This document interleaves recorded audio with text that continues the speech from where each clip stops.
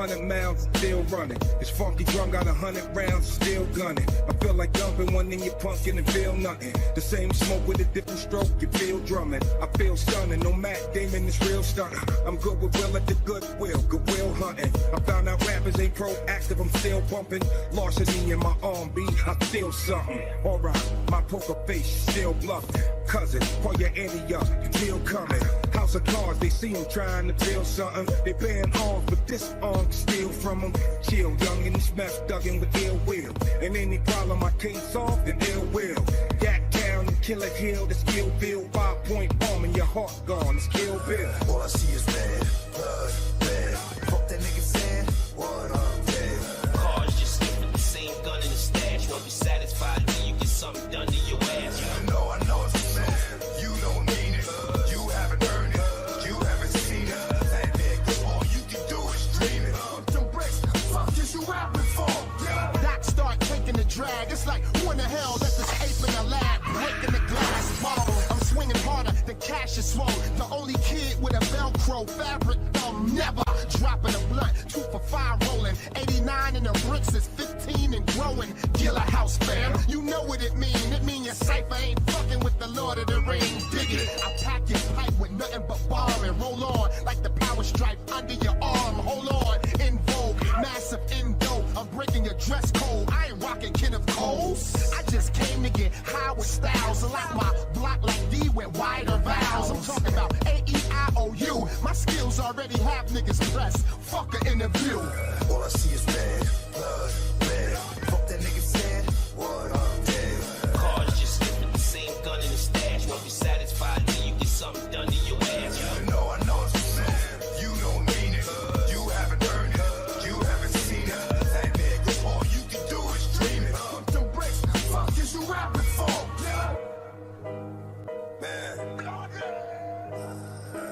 All I see is red. All I see is red. That's what they've been waiting for. They've been waiting for the dog to scratch. They've been waiting for the dog to scratch. Already got grass half status. How do you feel about this?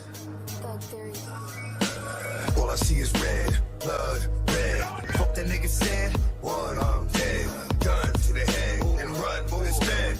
Wash my hands and face and blood shed. Never had it all. I was born to mention. Fuck apologize if I said it. If I don't like you, fuck you. Never pretended. Crash blew up and burned. That's how it is. Urban legend, I heard it mentioned. Dogs ran at home in the dirty trenches. A birth intentions. The first to say is of life without parole for the worst offenses. Sentences, slaughters. Kick open the door. Everybody gotta die. Why? Sons and daughters. Orders. We're clear from the start. First, turn off the lights to murder whatever moves in the dark. All I see is red, blood, red. Fuck that nigga said, what I'm dead. Cars just skipping the same gun in the stash. Won't be satisfied until you get something done to your ass. I know it's a man. You don't mean it.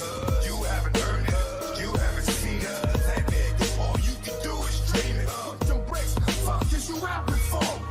I see you repping your set with the flag, but you gangster don't connect with the bag. Now I don't wanna hear about the money that you had. Your glory is a fad. You should tell your story to Vlad. You already know that the thugs coming to blast. You wanna live where you trying to get killed. From YO to the Ville, where this pawn shit is real. After a drink and an L or two. All I see is red. All I see is red. Dead.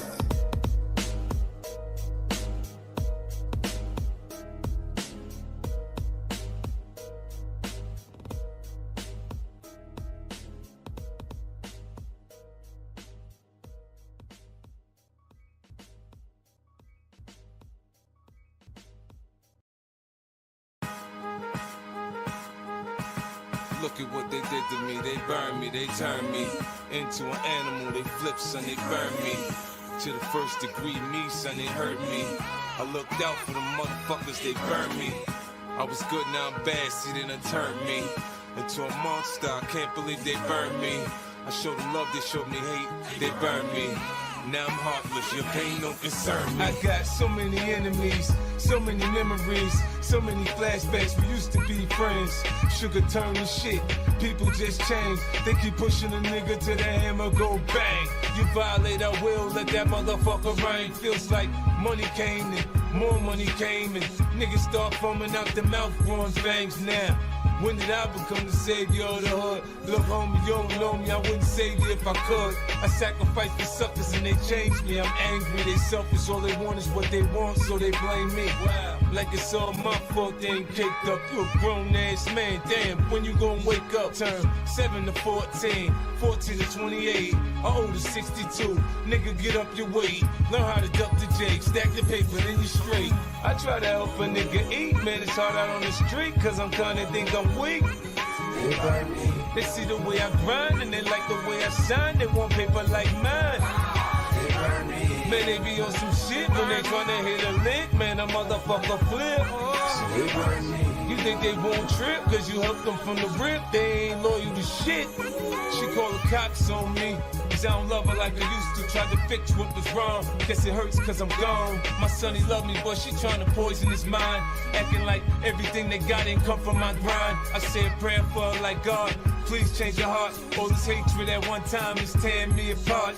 Man, I ain't looking for trouble, I'm looking for blessings. But ever since the money came, me, I've been stressing. Got my ass kicked for being kind, I can't trust nobody. The closer they get to me, the more they take from me. Man, I'm giving all I got to give. I'm trying to live, they look at me, their eyes got dollar signs. They want the kid to give it all up, fall apart, break down. I ain't got much left, what they want take now. My life, I got so much more to offer. I'ma make them watch me be #1 till I'm done, yeah. I try to help a nigga eat, man, it's hard out on the street, cause I'm kinda think I'm weak. They see the way I grind and they like the way I shine, they want paper like mine. Man, they be on some shit when they tryna hit a lick, man, a motherfucker flip. You think they won't trip cause you helped them from the rip, they ain't loyal to shit. They bringing me all the way down. Free me just because I'm down. I don't know what to do now. Me, my loyalty is what I'm about. They burn me over and over and over, like they doing what they supposed to. They burn me. Goddamn, look at how they do me. Somebody new trying to sue me. So they burn me. So they burn me. Seems like I can't find a friend. Every time I burn.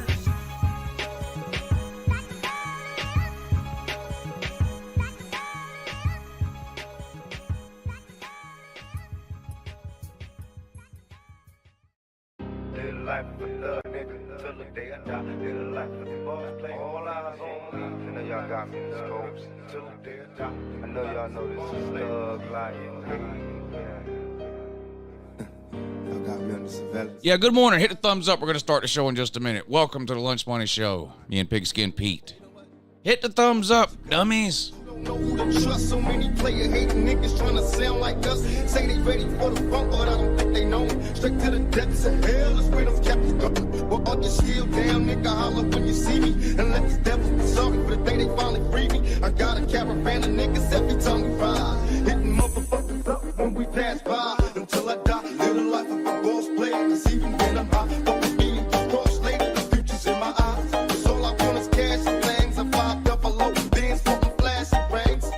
Bitches pursue me like a dream. Been known to disappear before your eyes like a dope fiend. It seems my main thing was to be major. Paid the game sharper than the motherfucking razor blade. Save money, bring bitches, bitches bring lies. One nigga's getting jealous and motherfuckers die. Depend on me like the first and 50. They might hold me for a second, but they won't gon' get me. We got 4 niggas and low eyes. And ski mask, me and thug life. Every time they pass, all eyes on me. Live like a thug, nigga, till the day I die. Demon motion. All eyes on me. Bisous, tu t'aimes. All eyes on me.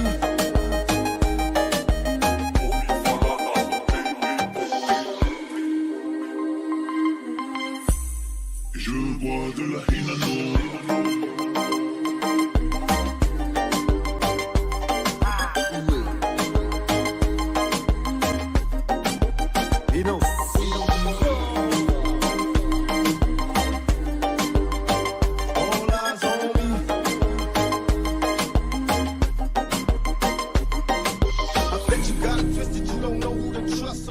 Yeah, good morning. It's Uncle Lou here. Yeah, that's right. It's me, Uncle Lou, live on LouTube for you. Thanks for watching.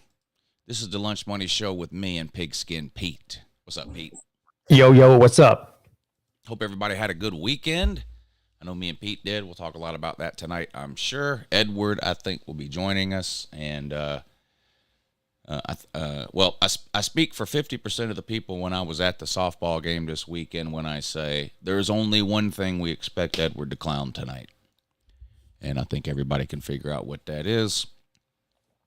So we'll see if we can't make that happen when Edward comes on. But we do appreciate everybody tuning in. Let's see who's here, present, and accounted for. Let's take roll. Robert, Goose Sports, EdTube Productions, BA, Sports Talk 101. Pigskin Pete is here. That's great news. Nick DTV, Neo, Roger Dodger, Juan Ortiz, Stingray, Dylan Deloney, Drew, Mario's Crystal Ball. Good morning. It's just you. Yeah, it's just you. Mason Richardson, Let's Go, Philip Mixon, Matt Dummett, Robert Lawtide, Ballin' with AC. Ballin' with AC? What? Who dug you up? Tavian Brown, Neo, the Real Hall of Game. Appreciate everybody hanging out tonight. Of course, Slob Softball, annual Slob Softball, second annual Slob Softball game was this past weekend. Saturday, just outside of Athens, Georgia, in Statham, Georgia, home of Raj. And we had a great time. And like I said, we're going to talk the majority of this show about that, I'm sure, tonight. I might even post the StreamYard link. Second half of the show and let some Slob softball players come hang out with us tonight. We'll see how much time we have left once Edward does his rigmarole, I guess. But anyway, what's going on, Pete? How are we doing today on the soreness level? Yeah, I am sore and tired. Yeah. Every time that we do one of these events and I hang out with Slim Shady Canes and Traveling Fools, sleep is for the weary. Yeah. And I'm weary. Yeah. I think you stayed up later than I did both nights, and I was up till about 3. I think both nights. Yeah, you don't get much sleep on these things. That's it's not really a downside when you're there because there's enough going on to keep you awake during the day. It's it's when you get back home. That's when the crash hits you. Yeah. Yeah, I was hurt yesterday when I got home. Yeah. Yeah. My legs are a little sore, my arms, my back. I guess that's pretty much my entire body, I guess. But yeah, not as young. My main thing is my shoulder for my throwing arm. And, see, here's the thing. I'm left-handed. Mm-hmm. So I throw with my left arm but I bat right-handed. So I swing with my left arm. So my left shoulder got a workout. Yeah. And, for somebody who doesn't throw a ball very often or swing a bat very often, once a year now, that takes a toll on me. Right. But my legs are fine, though. Yeah, I don't know. My legs are sore. But you know what? Okay, so you have the thing about your arm because of the way you bat and throw. Playing catcher, I bend down and up 200 times or more. Right. To pick up every single pitch that's not hit, I've got to, bend down, pick it up, bend back up, throw it. So that might be why my back and legs are sore. Yeah, and the way that the catching situation was this year was weird because you couldn't stand behind the plate. Yeah, they had that backstop there, that wooden. Yeah, there was like a wooden panel. Yeah. And behind that was a puddle. Yeah. So you had to stand off to the side. Yeah. We made do. It wasn't. I don't think it really affected the game that much, but yeah, you had to run and get the ball every damn time. But we had a great time as usual. I mean, I don't think nobody that went is surprised we had a good time. Most people who have been on these things know what to expect. There was a few new people there, and from everything I've heard, everybody had a positive experience, positive things to say. And look, we say it every time, but when you go on these things, everybody leaves happy. I mean, it's never a bad time or a bad experience for anybody that I know of that's ever said anything to me. It's always been positive, and that was the case. No. Yeah. Had a great time. A lot of people there too. How many people do you think? So there was about 25 softball players, 12 or so on each team, I think. Was it 24 or whatever it was? I think we had 11, yeah, because fish and football didn't show up. But and then I don't even know how many people. Why there had to be about 50 people there at least, don't you think? Yeah. I mean, when you no, talk about I think there was kids, close to 50 people observing. Yeah. Okay. Yeah, I mean because there was 6 or 7 people in that hut cooking. So I guess they weren't watching, but they were there. Yeah. And there was at least another 40 people observing. So I'd say there's probably 60, 70 people total. Yeah. Ton of people. Yeah. A great turnout. A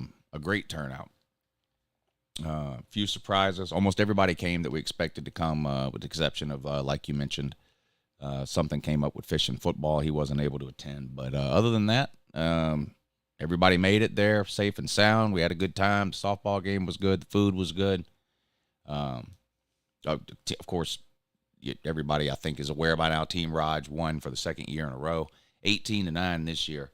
And I'm going to be honest, it's not even about the score. I'm just glad we don't have to go through a year of, well, if this would have happened or that would have happened or this or that. I mean, and I'd have said the same thing if I lost by 9 instead of winning by 9. There's no arguments to be had this time about who was umpiring or how many people were in the field or who did this or who did that.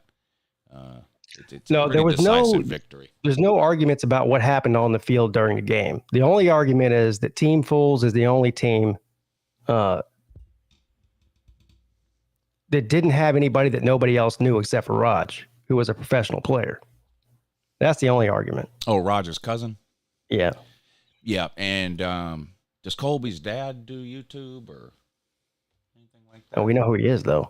Well, we know who Roger's cousin is, too. So, I mean, if you can just bring family members, y'all had Colby's dad, who doesn't really, outside of coming to the softball game once a year, doesn't participate in this community. It's just like Roger's cousin. Right. But Edward's in the back. Let's bring him on, figure out what his excuse is. What's going on, buddy? Oh, not much, Lou. What's up, Pete? What's up? I think I already know what they want me to clown. It's obvious. Clown Team Fools. Yeah, I mean, you have to. Well, I'll go ahead and do it. You think I could hit the Alabama retarded person after that?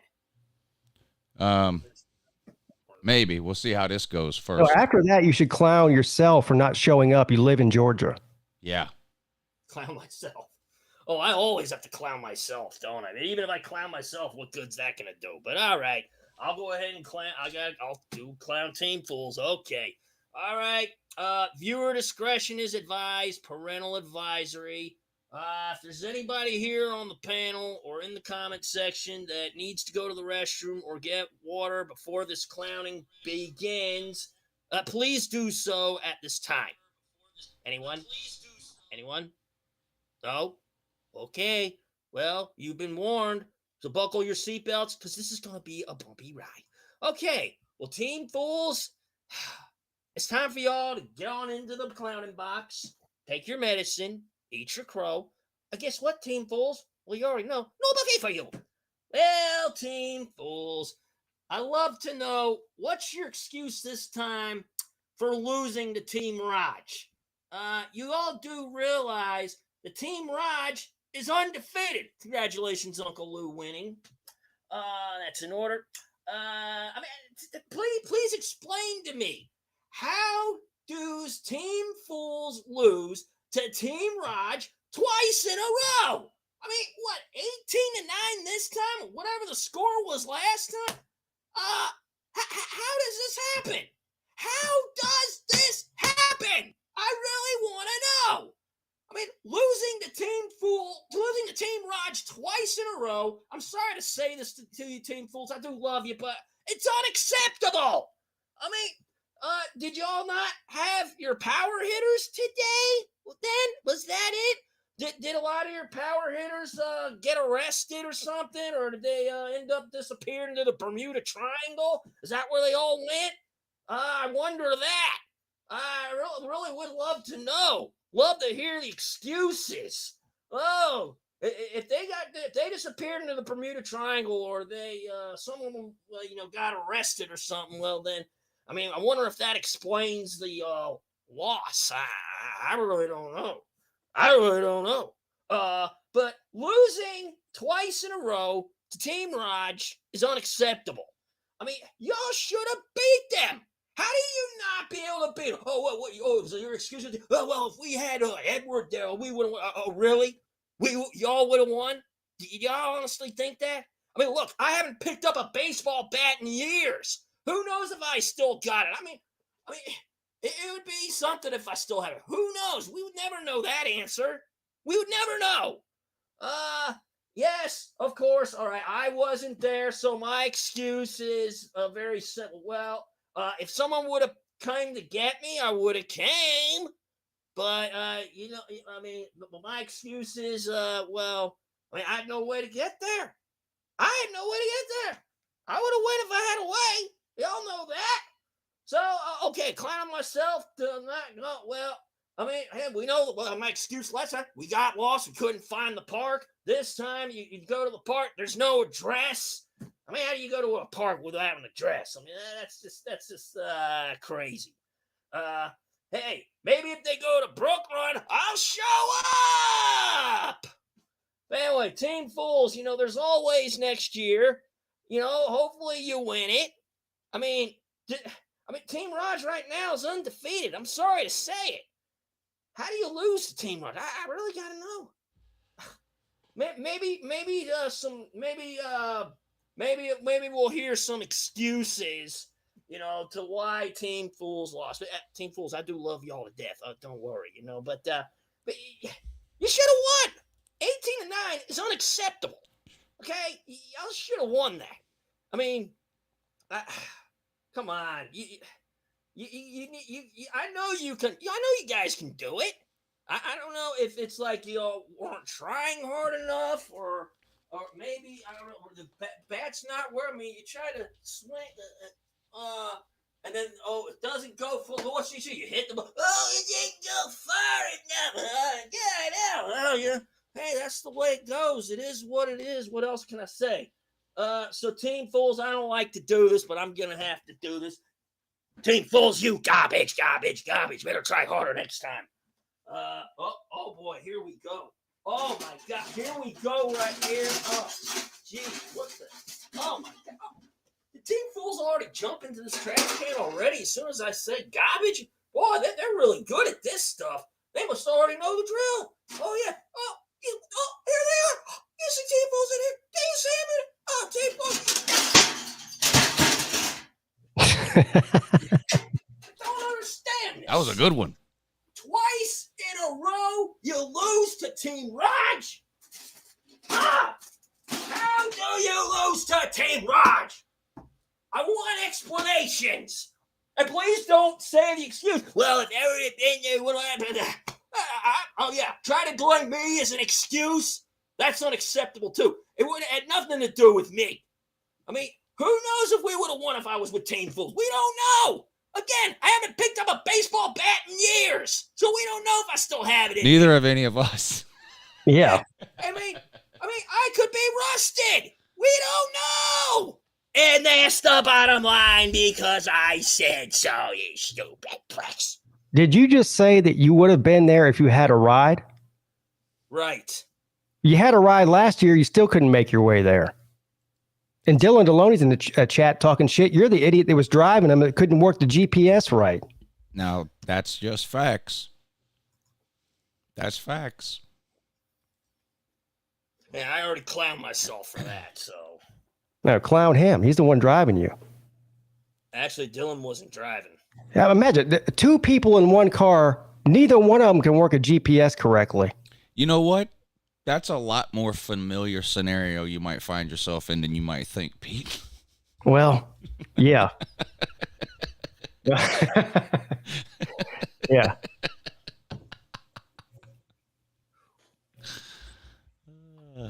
We should just send up smoke signals next time. Maybe Edward and Dylan can make it. Yeah.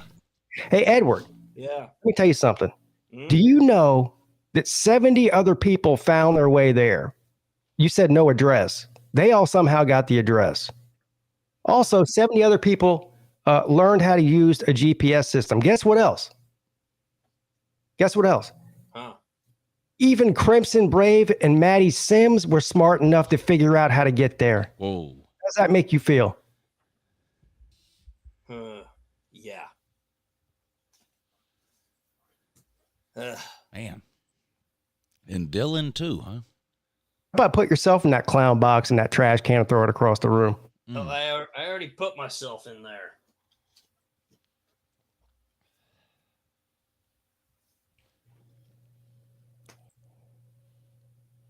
Oh, I guess I'm now garbage. Makes me garbage. It's not fair to put my fine. I'll put myself in there. Oh, now I'm in there. Oh, I see myself in here. Do I like putting myself in there? No, but if I got to, I will. Oh, yeah, here's me in here. Yeah, that's me. It's not my fault. I'm tired of getting blamed. It's ridiculous. This doesn't stop me getting blamed for stuff, you know. We already know what's going to happen. I'm not going to bother.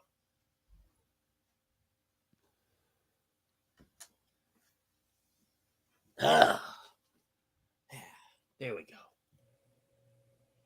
What's that shirt you're wearing? Heidelberg, Germany. That's Oh. it. You been there, Edward? No, I think my niece went out there. I've been there. Yeah, my oldest niece is also looking at colleges too. In Heidelberg? No. Looking at colleges like in states, like she's looked at Alabama. LSU. What state is Heidelberg in? It's in a state. That's Germany. Yeah, but That's a what country, state not a is it in? state. Like But Europe- what state is it Europe in, though? Europe. That's in Europe. The Area. state of Europe? Yeah. Gotcha. Yeah, you do have some random shirts. Do you speak Heidelbergian? No, I speak a little German, but I don't. Not I don't think Heidelbergian, though. Not Heidel. No. Can you speak some German for us? I could speak a little German. Ich komme mit dem fliegenden Teppich in die Schule. Hmm. That means I come to school by a flying carpet.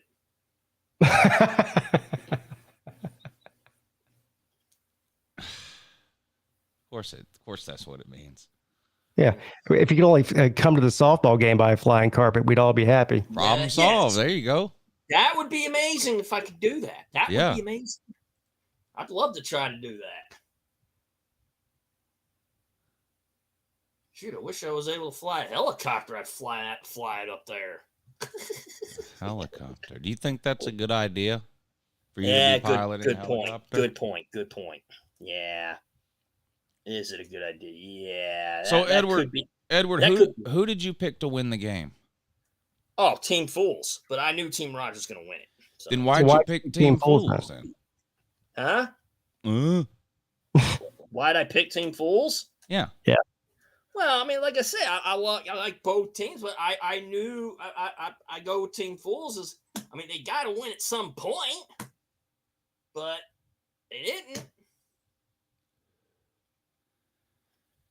Who are you going to pick next year? Well, Team Fools by law of averages, right, Edward? You said they're going to win at some point. They got to. Right. So you just Right. pick them next year. You know, you're doing the whole, you know how we pick against the spread and, you know, that this team's due for a win. That's where you're going with this, right? Yeah. Right. Makes sense. And like I said, I mean, Rogers undefeated. There, I mean, and Lou, I just congratulated you. I don't know if you heard, but Yeah, I know. I'm just saying you did pick Team Fools, so I'm just wondering, do you think you owe me a second lunch now, maybe? we never bet on that. Oh, so. I know, but just since you were wrong and everything. Yeah. If we bet on it, that's one thing. But like I said, I was thinking something. I did talk to Sea Dog. Hopefully he'll hit me up if he's in Dunwoody, and I could maybe we could hit Dunwoody Tavern. Maybe Sea Dog and I could go there, and I'll say, hey, why don't I get some nachos for Uncle Lou? Hey, Sea Dog, can you drive it over to Uncle Lou? Maybe he can do but that. the thing is, But I don't know. you're under this weird impression that people just randomly find themselves in Dunwoody. And they don't. Yeah, because they never do. See, it's like, yeah, it's like it's dumb luck, like you said. But it's like you're never going to really find yourself in Dunwoody. Yeah. mean, The you're a busy chances guy. I could live to be 100, Edward. The chances that I randomly end up in Dunwoody are very slim. Yeah. Pete, Yeah, what do you zero. think has a better chance? You, for whatever reason, at some point in your next 40 years on this earth, wind up in Dunwoody, or Edward ever finds his way to a Slob softball game? Me end up in Dunwoody. Yeah. That's more likely. Yeah.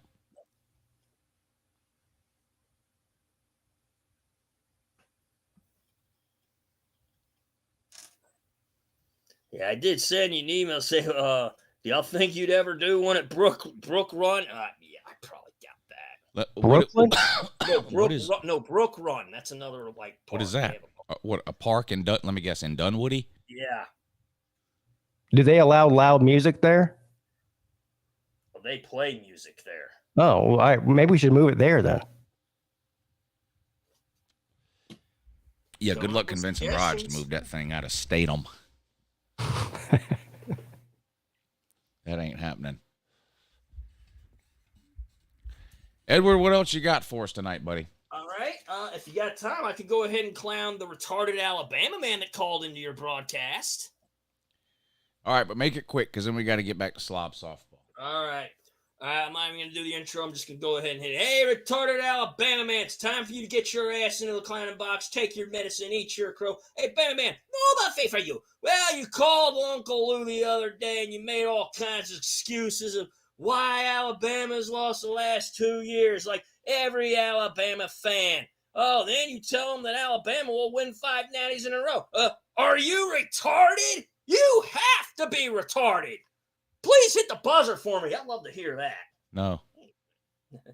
Yeah, first of all, no team in history at time has ever won 5 natties in a row. I'd like to know what special needs school or SKU that you went to as a kid. You know, you sit at home, your mommy spoon feeds you applesauce every night, gives you a juice box to drink. Hell, she probably changes your grown-up diapers for you every day. I assume you wear them every morning. She gets you out of bed.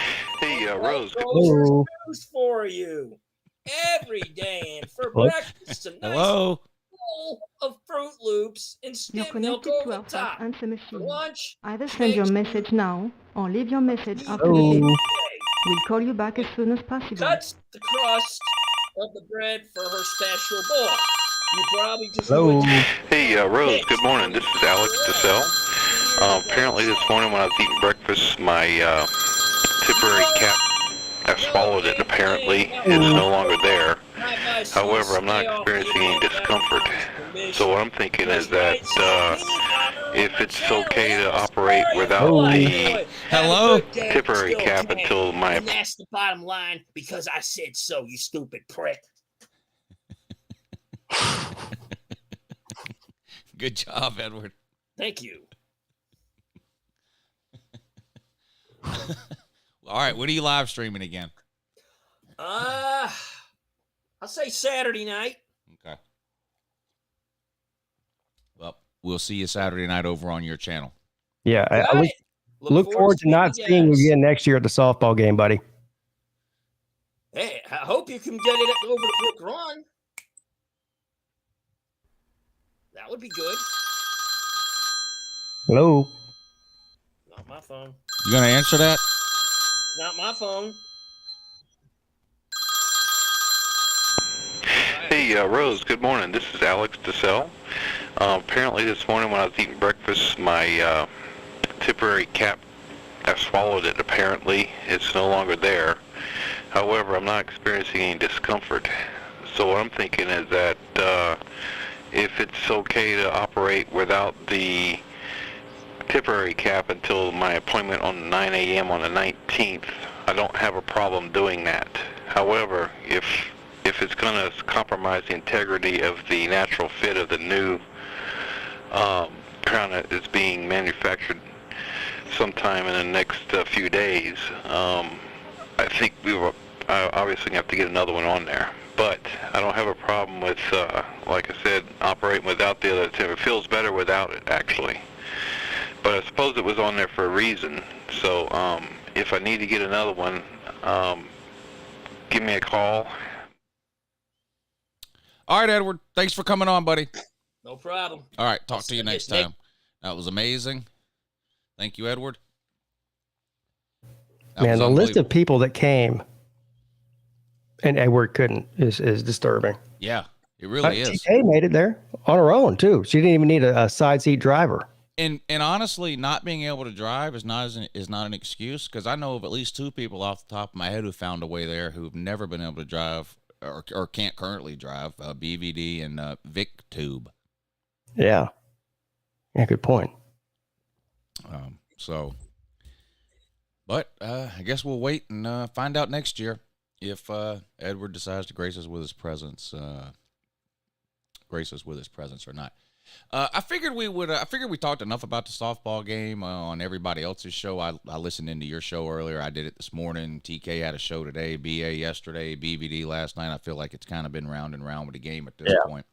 I figured maybe we'd just tell like some behind the scenes stories, some things that happened away from the game, whether it was at Raj's house or the Airbnb or whatever, which really is where most of the fun happens on these trips anyway. Not that the Slob Olympics events are always fun and you always get some stories out of that. And the softball game is fun, of course. I mean, that's the reason why we get together, but it's usually everything that goes on like around that people are still talking about like 3, 4, 5 months down the road.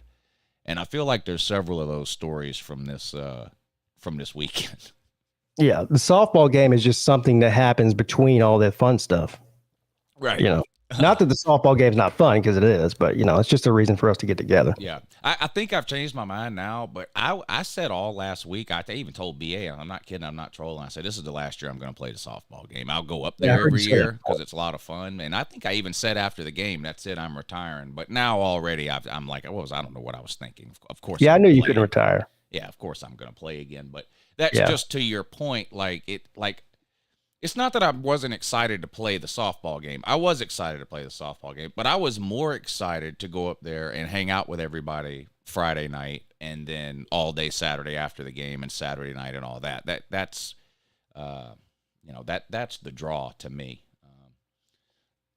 You have to have something like to tell people why softball game. That's why we're going, but that's not really why we're going.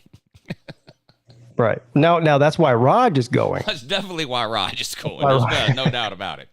Raj didn't go anywhere all weekend other than the softball field in his house. That's it. He would just back and forth to there. So, and look, it wouldn't have happened without him. I don't know how many hours he spent out there the day before and the morning of, getting the field ready, because there was a bad storm that went through Thursday night, tornadoes, and I mean, he lost power, the whole thing. And then on top of that, on Friday night, the night before the game, another bad storm came through. Yeah. Knocked the power out at Raj's house Friday. During the day, the power was out, came back on. When we tried to go out to eat Friday night on the way to Raj's house, the power was out on the entire block where we were trying to eat dinner. Everything was closed because the power was still out at 7 o'clock at night on Friday. And like you said, that's before another storm. I mean, that was a bad storm. That ride from the Mexican restaurant to Raj's was not a fun ride. I mean, it was pouring down rain. Yeah. But it all worked out in the end. Like you said, Raj, I know, got up real early Saturday morning and went to the ball field. He had bought some sand and some, I don't know what it's called, but if you've ever been to a public place where somebody throws up, there's this stuff they come out and dump on top of it, and it just dries it all up. You see it at gas stations too when gas is spilled, or at an accident on the road. Dry or something. Yeah. It's basically glorified kitty litter. That's what it is. Yeah. Yeah. Yeah. So Raj put in a lot of work. Never mind the time spent over the last couple of months, jumping through all the hoops to secure the field and the building for us to do the cookout in afterwards. And I think me and you have a greater appreciation of what it takes to put one of these things on than maybe the average person, just because we do it every year with the Slob Olympics. But it's not as easy as just going, hey, we're going to play softball in Athens on July 22nd. We'll see y'all there. Believe me, if that's all you did, nobody would show. There just would be nobody there. There's just a lot that goes unseen when it comes to putting on one of these things. And Raj does a hell of a job. And Traveling Fools, too. You know, it's sort of their deal, the softball game, the two captains there. Raj obviously does most of the legwork with the field and everything because it's in his hometown, but Traveling Fools puts a lot of time into. Yeah, and not just that. You know, what we do with the Slob Olympics is at a neutral site. I mean, so is the softball game, but it's, you know, Raj, he takes it to another level, having everybody over his house. Right. That's a whole different level of stress. If I was planning on having, I don't know how many people you think were over there on Saturday night? Oh, at one time, 25 at least. 25, 30 people. If I had to have 25, 30 people over my house, it would be a stressful situation for me. I guarantee it. So, and he had them over both nights. Yeah. And he's very accommodating in the whole thing. So yeah, shout out to Raj, man. Yeah. If you need to go to the bathroom, he even lets you pee in the yard around side of his house. You know, he pulls out all the stops. So yeah, big shout out to those two. And of course, Sir UJ and Hoghead are another two that sort of go under the radar when you just talk about the softball game itself. But, they spent, I mean, I don't even know how many hours, cooking the post-game meal. Which for the second year in a row was amazing and went off without a hitch. I mean, we had hot dogs and hamburgers and barbecue and all the fixings and all the sides and drinks and all the condiments and everything. And it wasn't like we played softball and then had to wait around for an hour while they cooked the food. I mean, that's what they did while we were screwing around on the softball field, making fools of ourselves. They were up there, you know, slaving away on the grill and the stove and the oven and whatever. And Traction Jackson too, I think, was up there helping. Traction Jackson too. Okay. Yeah. And literally the game was over. You know, I took a few minutes. We took some pictures. I kind of sat down to cool off for a few minutes, but I walked in that building and I wasn't sitting down 5 minutes and a plate was put in front of me with food on it. Yeah. You know, it was just, it was unbelievable. The job they did with that. It just it went off without a hitch. A slight hiccup at the end. I was already gone. So with the deal with the neighbors, which I guess we can talk about too. But I don't even know if you want to call that an issue. But that was the closest thing to any type of issue that came up anywhere with anybody all weekend long. Yeah, and that really wasn't even an issue. It was just a couple of Karens, you know. Yeah, it was someone trying to make an issue where one didn't exist. Yeah, exactly. Is what it was. And they messed with the wrong people. Yeah. Clearly. So I'll just give kind of a brief rundown for those who might not have heard the story already. But like most parks, this one is located in a residential area. And I don't even, would you even describe it as a neighborhood? I don't know. The houses are kind of spread out. Not really, but there are some houses that border the recreational park area, as is the case with most recreational parks. And we weren't wild by any stretch of the imagination. I mean, you know, there were infants there. Infants, 4-year-olds, 8-year-olds, 14-year-olds. I mean, there was, you know, people bring their entire families to this thing. It's not like it wasn't a party, in other words. No. And besides that, even if it was, it's at 1 PM on a Saturday. This isn't something that's going on at 2 AM. And anyway, I guess this one neighbor had enough and came outside in his backyard or side yard or whatever it was and was yelling at. Most people were gone by the time this happened, but I guess was yelling at, I guess, Jay Shipes, Friction Vixen, Big Dog Brett, and Big Dog Brett's daughter was there too. And it just didn't go well, and it escalated, and yelling back and forth, and there is video of it and audio that Traveling Fools has. I would recommend everybody. I don't know when he's planning on doing something with that. Do you, Pete? I don't. I'm assuming he was using a GoPro. He's probably got to spend time. He's probably got hours and hours of footage. He has to go through and figure it out. But yeah, if you're listening, hopefully he is. I hope he uploads that as a video, as opposed to only airing it on a live stream, just to make it easier for people to find or to point to or to say, hey, here's the video, go watch it, rather than scrubbing through a 3 or 4 hour live stream where he plays it. I hope he'll upload it as a video whatever he does with it. But Yeah, I think he said he was going to. okay.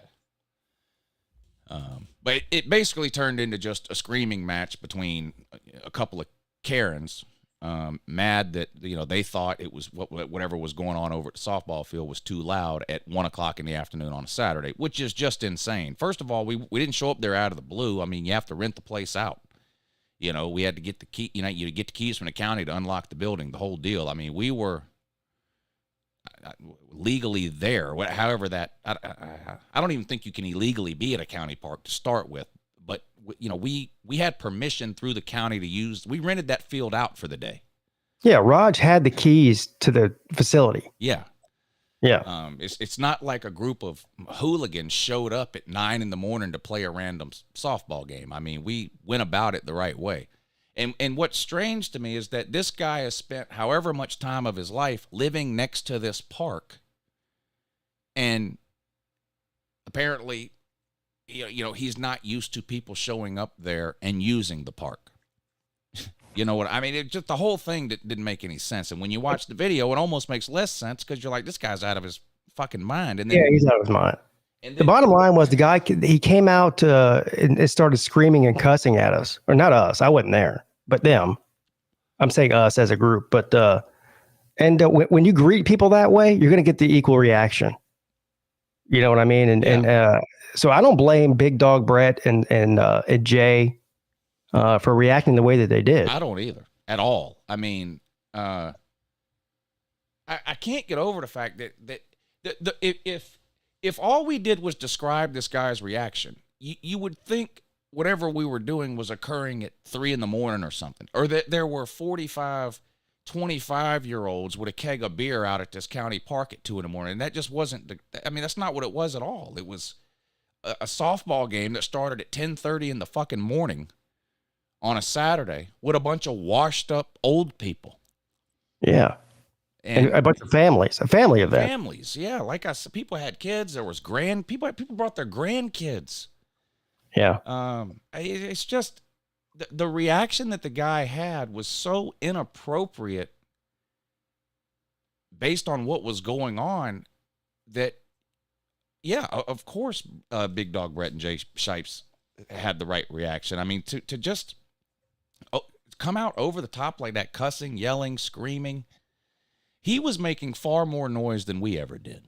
Yeah, he made way more of a scene than we did as a group of 70 people or whatever it was. And then you can see it on the video, like even as they're pulling off and leaving out of the park, there's just like the neighbor people are just traipsing down their fence line, yelling at them as they're leaving.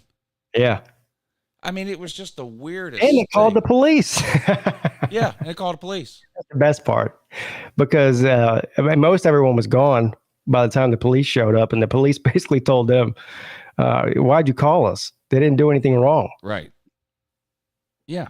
It was so weird. And then two of the funniest things, and I don't want to, people have to watch the Traveling Fools video because the video was from kind of far away, but for some reason, the audio was amazing on that GoPro. Yeah, I don't know what's going on there, but the audio, you can hear the audio clear as day. But two of the funnier things is, so Brett and Jay are basically standing on one side of this guy's fence, and the guy's standing on the other side, and they're arguing back and forth, and, well, come over this fence. No, you come over this fence, that kind of thing. And, finally, Big Dog Brett and Jay just, fuck it. They just turn around and walk away, back towards their car. And the guy's like, oh, yeah, that's what I thought, big bad boy. Why you leaving now? Why you, you scared? You scared? And Big Dog Brett turns around and goes, am I the one on the phone with the police? Or is that, or are you? For help. Yeah, you're the one that's calling for help. Am I scared? Big Dog Brett and Jay would have ripped that guy in half. Yeah. Jay's just fucking crazy. Like, you wouldn't look at Jay and be like, damn, I don't want to fuck with him. You have to know Jay to know how crazy he is. Like, he doesn't look like somebody that could just beat somebody into oblivion. But when you know Jay and how crazy he is, I can tell you right now, I wouldn't mess with Jay because I know him and he's fucking insane. There's no way I'd mess with Jay. Brett, on the other hand, Brett either. Well, Brett looks like the Incredible Hulk. Yeah. So this guy was just so far out over his skis. I mean, there was no possible good outcome for that guy. None. None of it would have happened. They didn't even walk over to him. Brett yelled back to him. He came out irate, yelling, and Brett goes, "Hey man, what's the problem? You know, trying to be nice."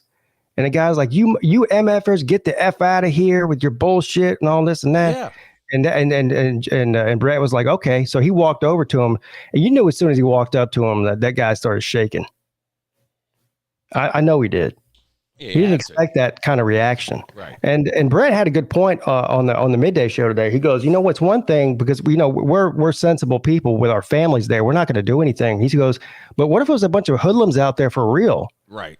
Like you don't know when you come out that way, you don't know what kind of reaction people are going to have. Yeah. Yeah, he's right. That guy's lucky that we're not a bunch of, morons or whatever. But and then the other thing that was hilarious, and this is Traveling Fools. One of the neighbors, literally, you'll see on the video, Traveling Fools is in his fucking car, driving out of the place, and these neighbors are like jogging along their fence line, yelling at him and his wife while they're leaving. It was one of the funniest videos I've ever seen in my life. And they weren't even involved in the altercation. They were just filming it from however far away. And there's this guy jogging along his fence line, yelling at Traveling Fools through the car window. And he's got one of those bucket hats on. And Traveling Fools goes, "What are you going to do, you Gilligan's Island looking motherfucker?" The guy said to him, he's rolling by. And he's rolling by like 5 miles an hour. And he's got his GoPro out the window. Right. And the guy's standing there. He goes, "Who was that guy?" He's talking about Brett. And he goes, "I don't know." And he goes, "Why? Do you want to meet him again?" And the guy understood what was going on. He goes, "You get the F out of here too. The law's on their way." And Traveling Fools goes, What's the law going to do? Arrest me for driving on a public road?" You Gilligan's Island looking motherfucker. Yeah. Oh man, y'all gotta watch his video when he uploads. It's hilarious. I can't wait to see it too, because we all got to see it later that night, but on his cell phone, like on a small little thing sitting outside, kind of crowded around a picnic table out back of the Airbnb. So I can't wait to see it again too.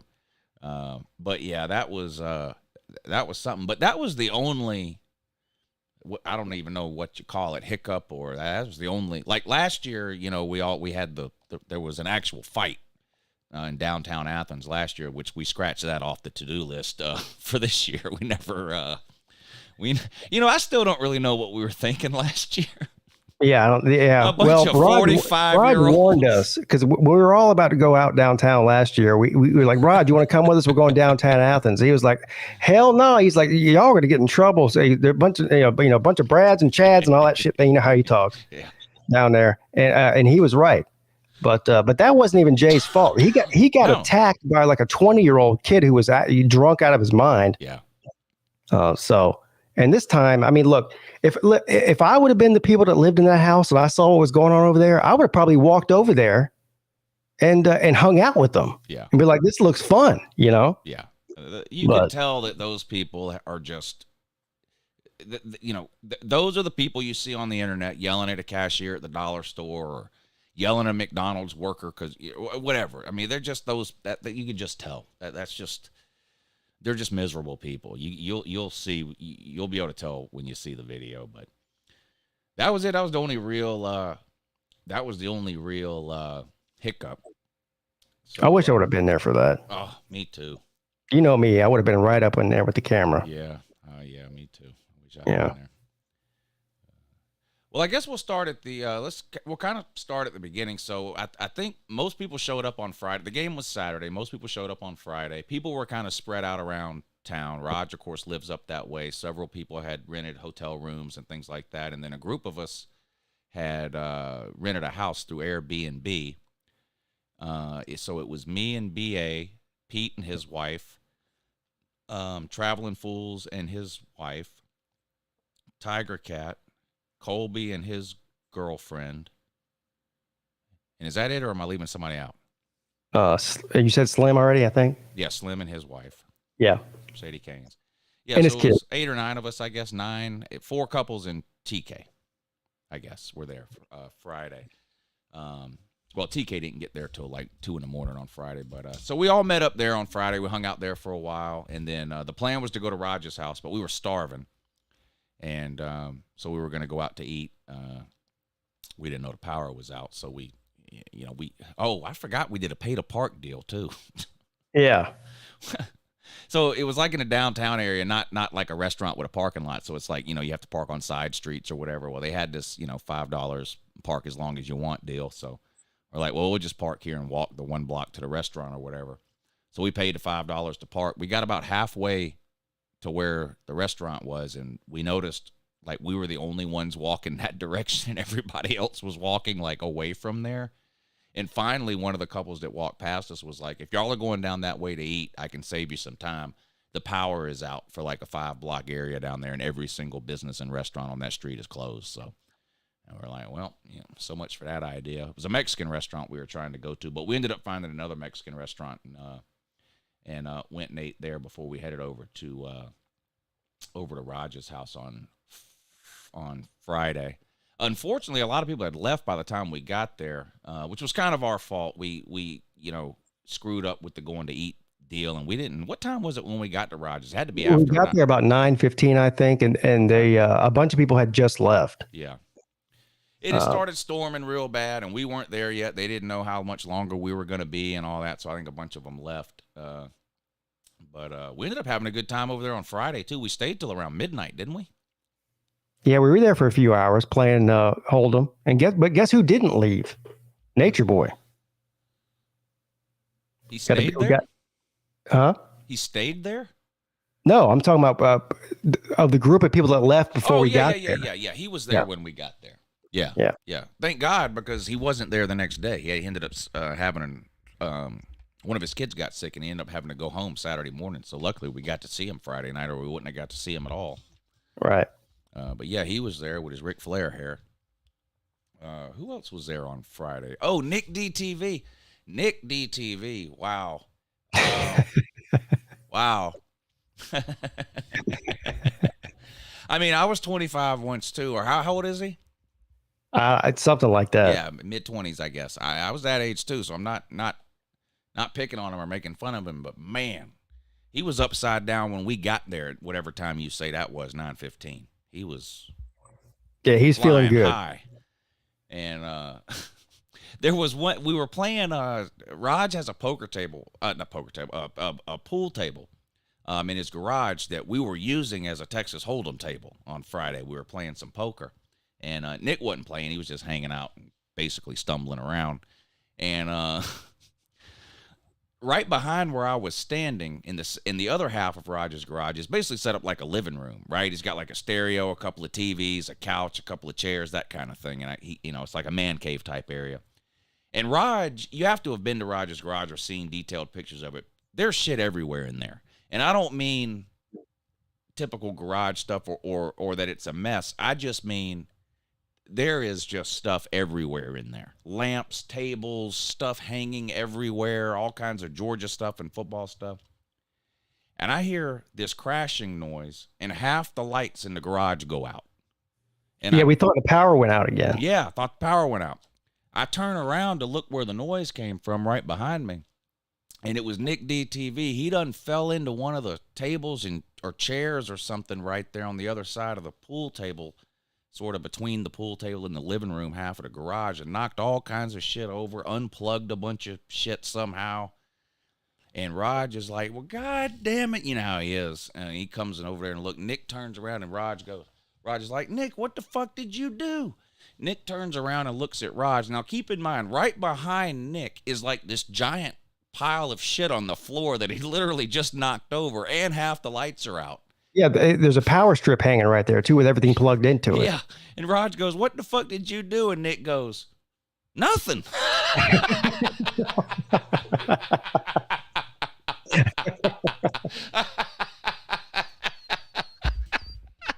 Raj gets all mad. Yeah, he's says like, he plugged everything. He said he's picking up cords off the ground, plugging shit back into the damn power strip.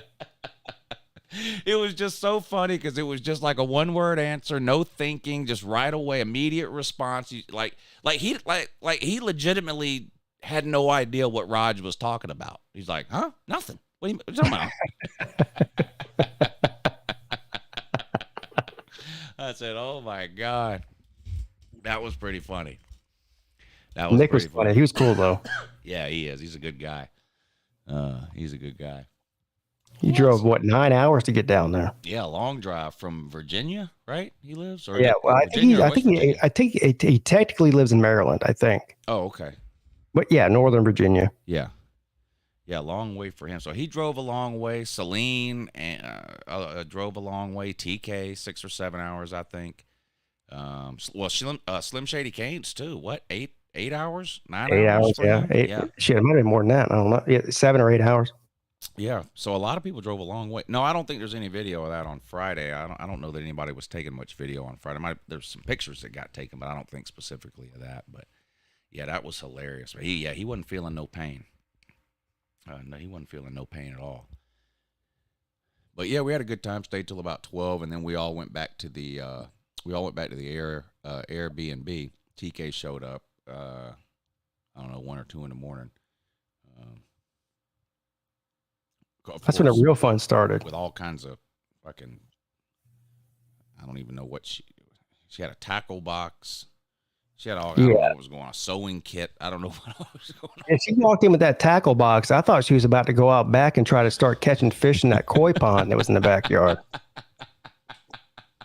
was like, wait, you got some fishing poles too?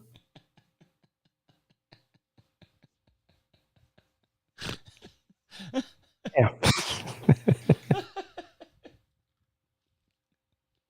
I was talking to when me and BA were the first ones to leave Sunday morning because she had to be home by 12 o'clock and everybody else was still there. Everybody was awake except for TK was still sleeping, and so we didn't get a chance to say bye to her. And I was talking to Slim yesterday afternoon, and I said, did TK ever wake up and hit the road? And Slim said, well, she woke up. I don't know about hitting the road. When I left, she was on her hands and knees in the living room looking up underneath the couch for all the shit she lost. All the stuff that fell out of that tackle box. Yeah, we wake up on Sunday morning, yesterday morning. Mrs. Pete's looking through her purse to find something. She pulls out a pair of sunglasses, like Versace sunglasses, and she goes, whose glasses are these? They're women's sunglasses. I was like, hell, I don't know. Hell, they ended up in your purse. So she's like, holy shit, I accidentally stole somebody's sunglasses last night. I don't know whose they are. And they're expensive sunglasses. Yeah. So she starts going around asking every woman in the house, asking BA, asking Slim's wife, asking Fool's wife, asking Colby's girlfriend, are these your glasses? Are these your glasses? Are these your glasses? They're all like, no. Finally, TK wakes up. She's like, are these your sunglasses? And TK looks at him. She's like looking at him really hard. And she goes, yes, I was wondering where those were. Damn.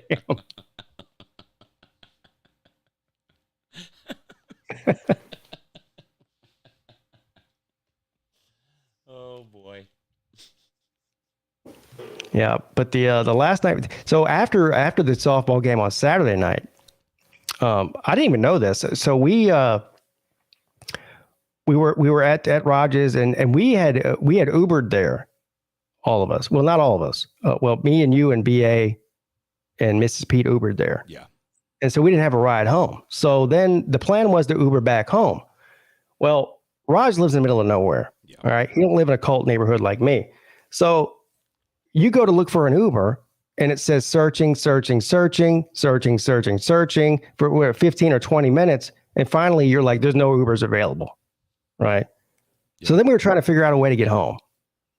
And luckily or unluckily, TK had driven there so she could fit 2 people in her car. And Colby and his girlfriend had driven there.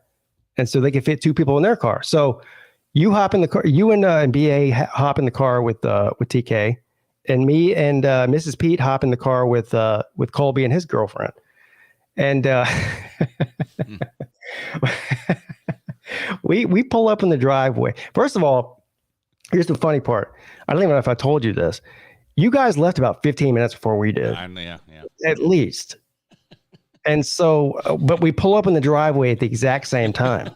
And I look at Mrs. P and I go, they must have stopped at the gas station or something. I get out of the car.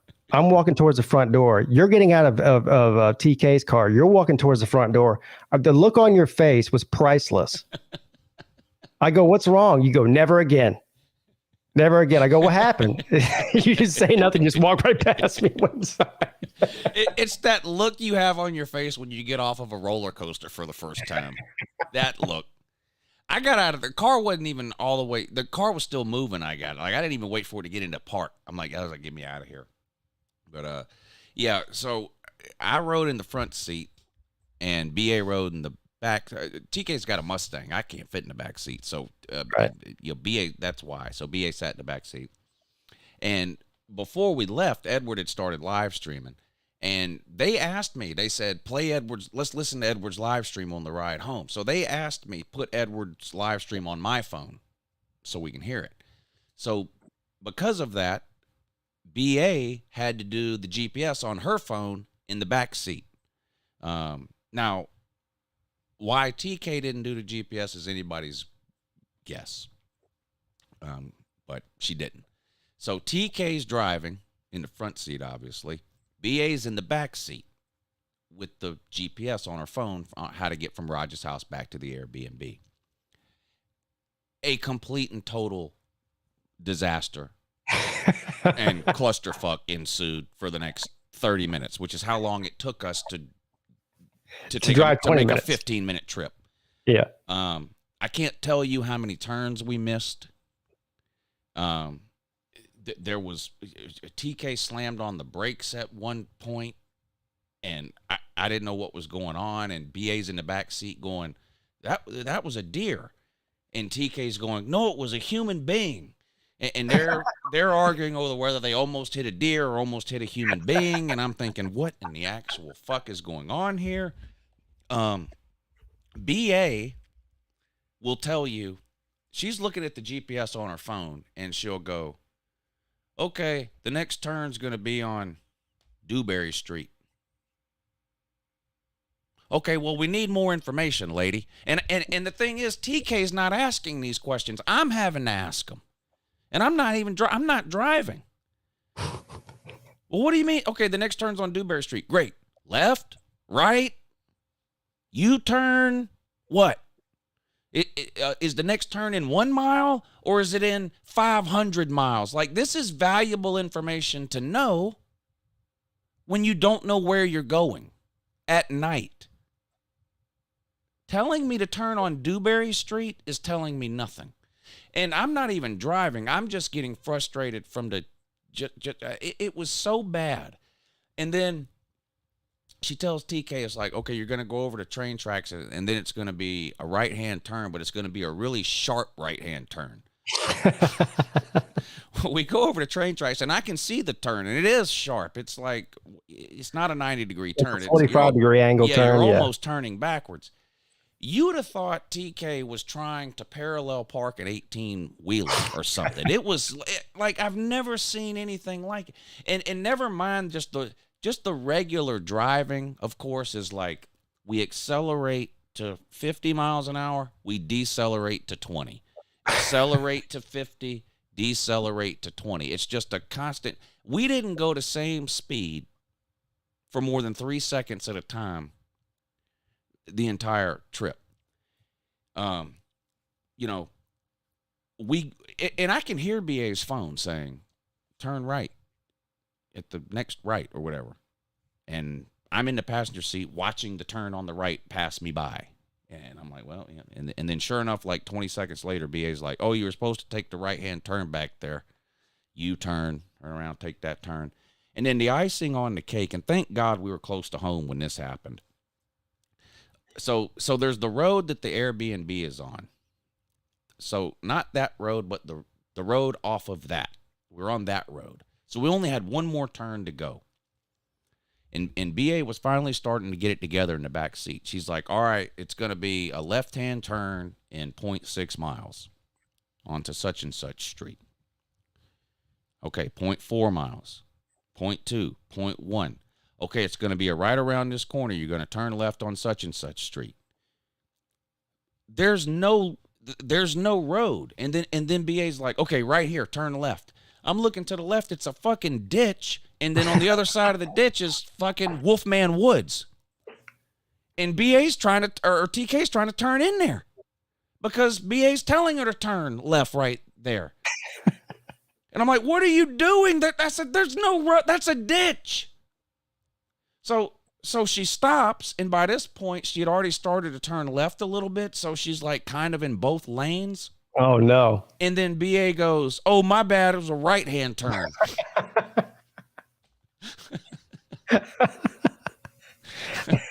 Which, of course, we had already passed.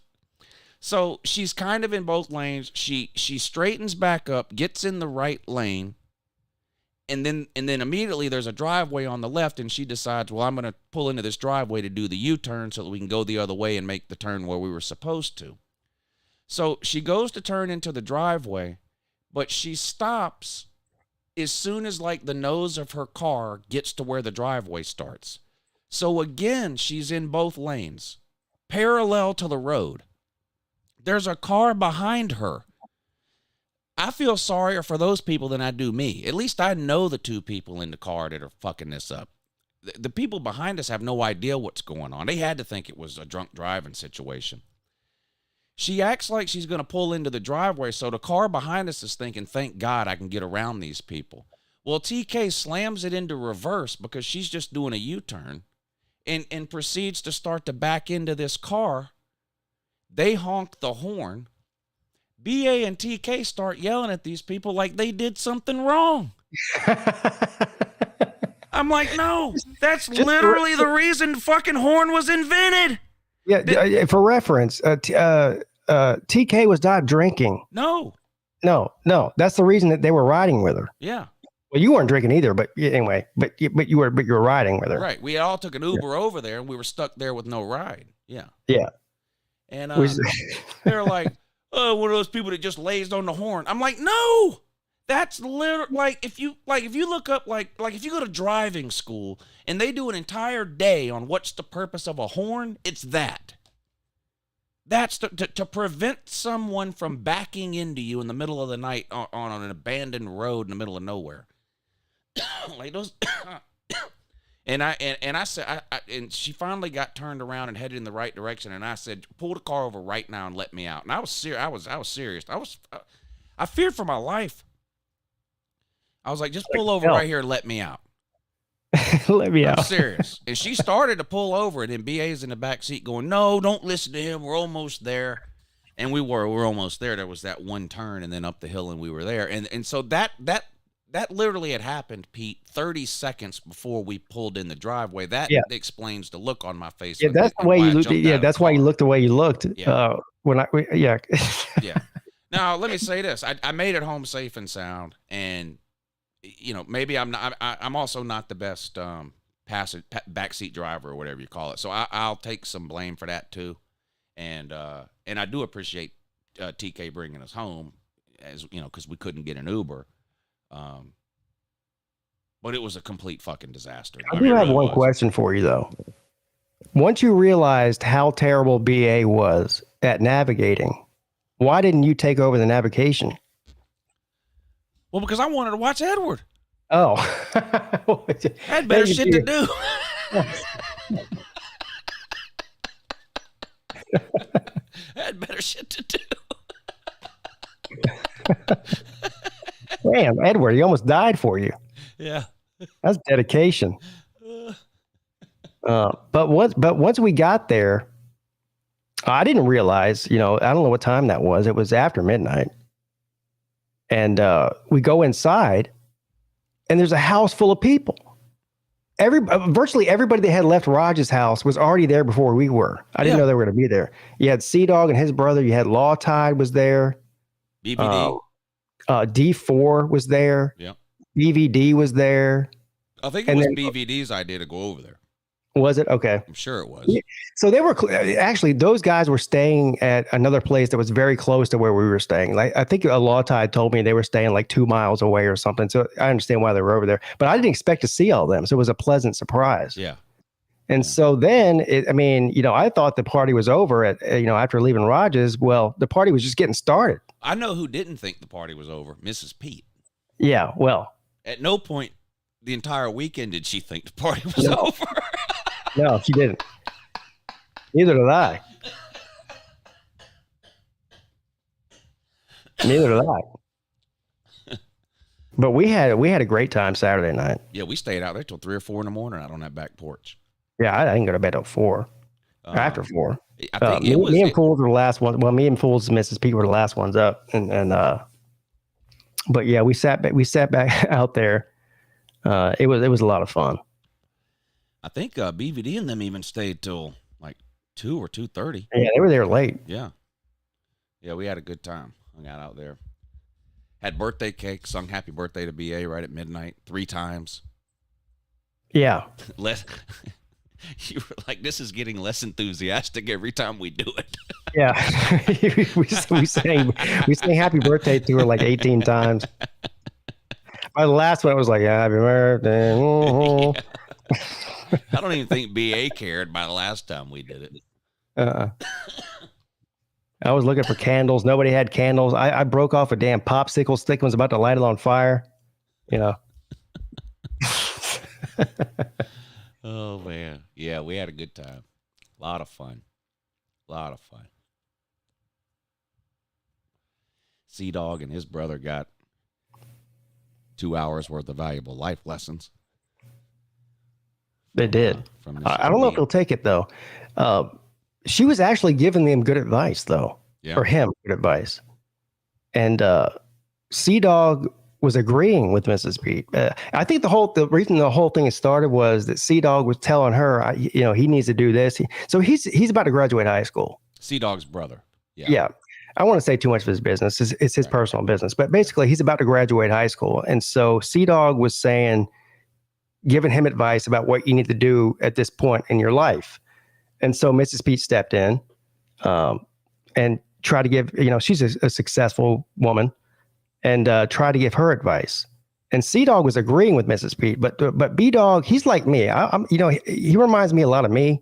Well, he's actually better than I was at that age, but he's hard-headed.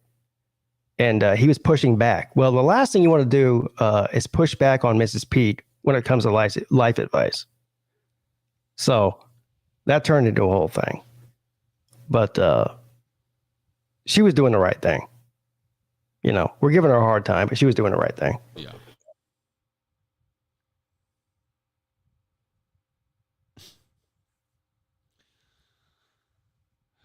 I guess I could post a link and see if anybody else wants to come in. Yeah, that'd be great if somebody wants to come on. Maybe they want to defend themselves. I don't know. Yeah. Let me copy this link and post it.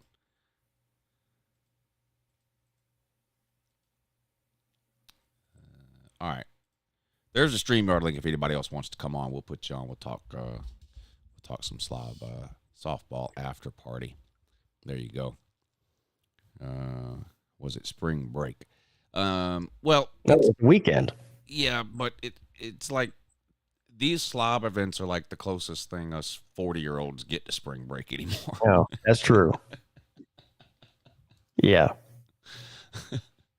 Slim was in rare form. Oh man. Yeah, he was. Slim's a lot of fun to hang out with. I love hanging out with those guys. Yeah. And Slim's got a story for every situation too. Oh yeah. Like any whatever topic of conversation comes up, like Slim's got a story to tell. But yeah, we had a pretty good time. So I'll tell everybody the same thing I tell you every time we come back from one of these things. If you've ever wanted to go or considered going, and for whatever reason talked yourself out of it or thought maybe you wouldn't fit in or whatever, you really should come. There are people at these events from every possible background, personality type, whatever, you name it. And everybody gets along, and I think it's been said a million times, but it's not even really a YouTube hangout anymore. It's I mean, it's getting to the point now where a lot of these people have known each other personally for years. Yeah. What we have going on now is a far cry from that first Slob Olympics thing back in Atlanta 3 years ago, or whatever it was, when it really was a group of strangers basically meeting up for the first time to hang out or whatever. It's not like that now. And you don't have to come to 100 of these things either to I mean, ask any of the people that came for the first time. You fit in right away. I mean, if you're a part of this community, you're not going to have a problem fitting in. I promise you. No. Like Nature Boy even said, I'm not saying anything out of turn here. He said that it's outside of his comfort zone to do something like this, and I completely understand that mentality. But now he's looking forward to coming to another one. Yeah. So, and that's how everyone is. D4 and TK are on. What's up, guys, girls? What's going on? Am I echoing? Okay, never mind. No, you're fine. Yeah, Okay. I just want to say I had a great time with everybody, and as far as the neighbors go in that little community over there, as nice as everybody is, and we may be slobs, but if you approach this group in a certain way, there is dudes in this group that will hurt you. Yeah. Yeah, definitely.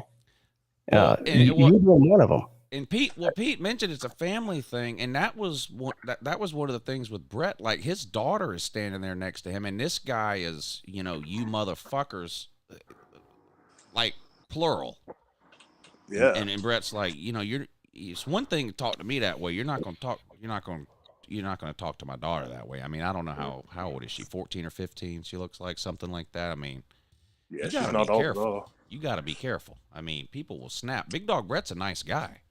Yeah. I mean, he's level-headed. He's not a, he's a family man. He's got military and police background. I mean, he's not what you would describe as a troublemaker. Jay Shipes, like when Raj came out of the building and heard yelling and saw that Jay Shipes was involved, he immediately assumed it was Jay Shipes' fault. And I love Jay Shipes to death, but Brett, like you would not automatically make that assumption about Brett, is my point. Like, he's not. So the fact that Brett was that irate, that's all I needed to know. And I was like, well, then I know they were in the right. Right. If Brett would not be on the wrong side of that. He's too level-headed. He's more like even if it was me, I will go over the line. I'll yell and maybe say something I shouldn't say, or be too quick to get angry in a situation but not Brett. So the minute I knew Brett was involved, I knew they were on the right side, and the other people had to have been wrong.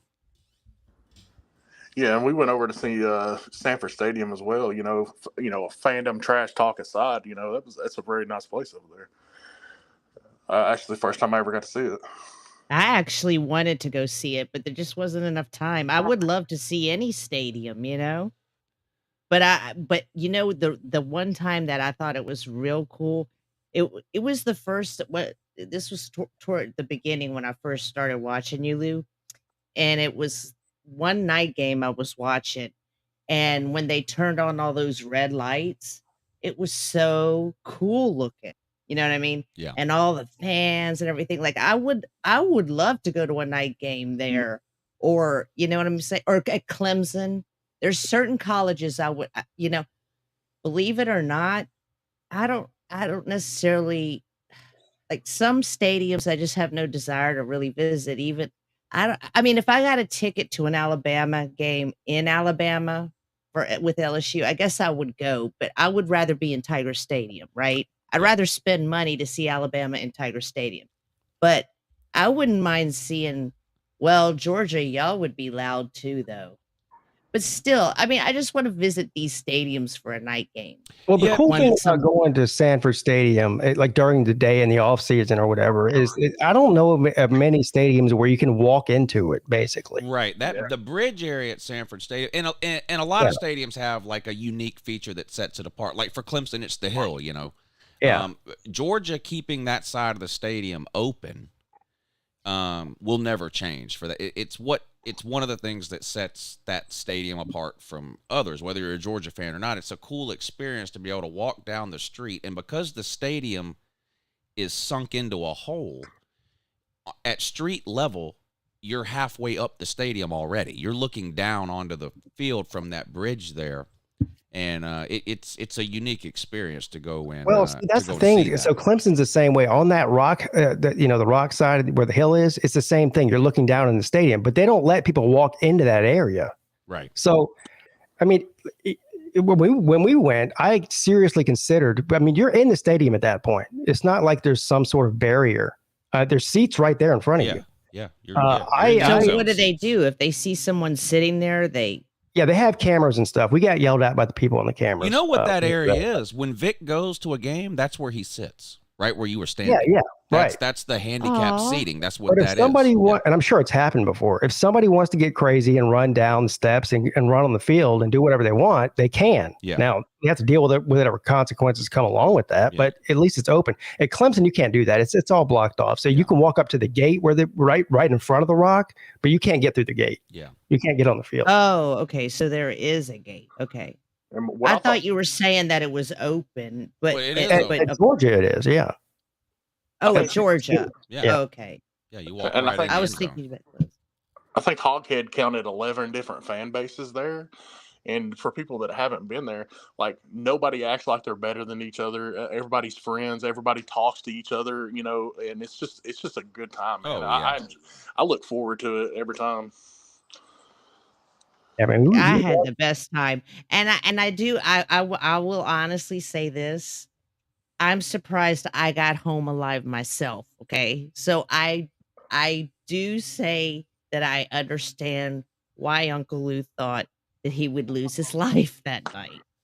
Don't you think However, on that before he rode with you instead of after? Huh? You said What? you were surprised you didn't lose your life that night. I said, wouldn't it be better to tell him before that you drove him than after? No, I'm not about what I'm trying to say. I'm saying I concur with his assessment of the situation about my driving.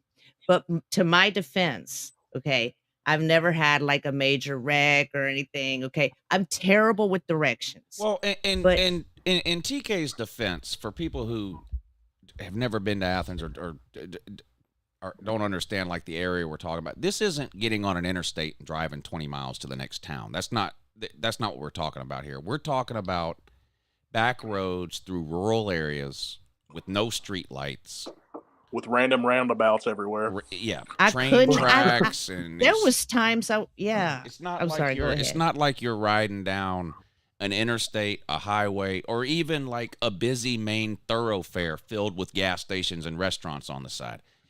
You're driving through roads, there's nothing on the side but woods and then a house every half mile or whatever. Not the entire time, but for the majority of the trip, you do get to a point where you get onto like a main thoroughfare with restaurants. Yeah, and the gas roads are stations. narrow. It reminds me a lot of Clemson and even Charleston. That downtown driving is not easy, especially at night. Yeah, so it's dark. It's an unfamiliar area. The roads are small. You're in the woods, basically. You don't know where you're going. So that all contributed to it. But that's no excuse for the fucked up communication plan where someone in the back seat is communicating half of the GPS directions to the driver. Like, I don't know. Well, I get frustrated way too easily, and BA already knows this. But to me, it just doesn't make any sense at all to be in the back seat with a GPS and tell the person driving, turn left on Dewberry Street. That you might as well not say anything at all. That's just no information. You're on what appears to be a never-ending road with nothing but woods on either side of you, and you're telling the person turn left on Dewberry Street. That just means nothing. That means, is it 0.1 mile? Is it 5 miles? Is it a left turn? Is it a right turn? I mean, this is valuable information to the person driving the car. So that was frustrating. And then it was frustrating that TK didn't say, well, okay, turn left on Dewberry Street, but when? Like, I had to say it. Like, that was frustrating.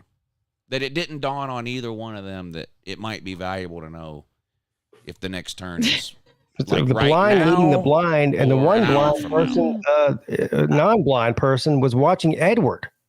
Yeah. What a shit show. Yeah, I do have to take He some was of the blame. so into. Maybe if Edward wasn't on, maybe he wouldn't have gotten as aggravated. You know what I'm saying?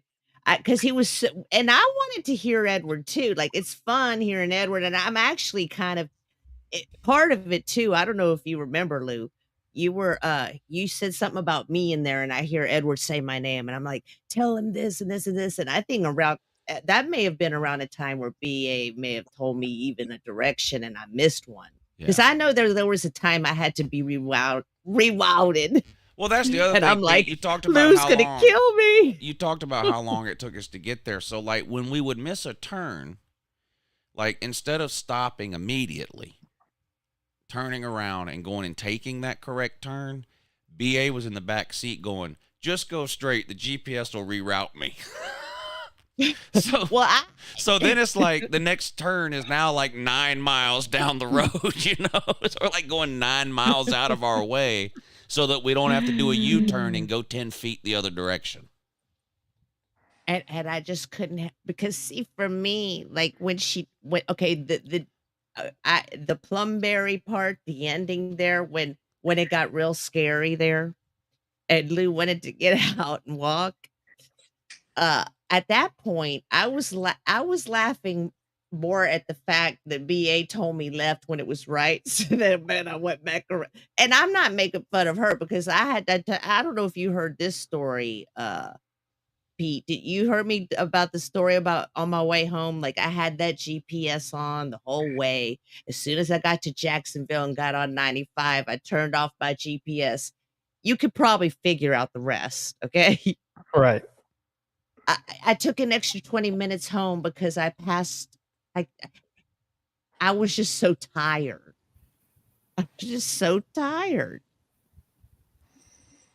But yeah, I'll say I'm terrible with directions, but I'm a fairly good driver, like in normal situations, like on a regular highway in Florida, in the sunshine, that's straight. I'm a fairly good defensive driver too. Like I'm pretty quick with that.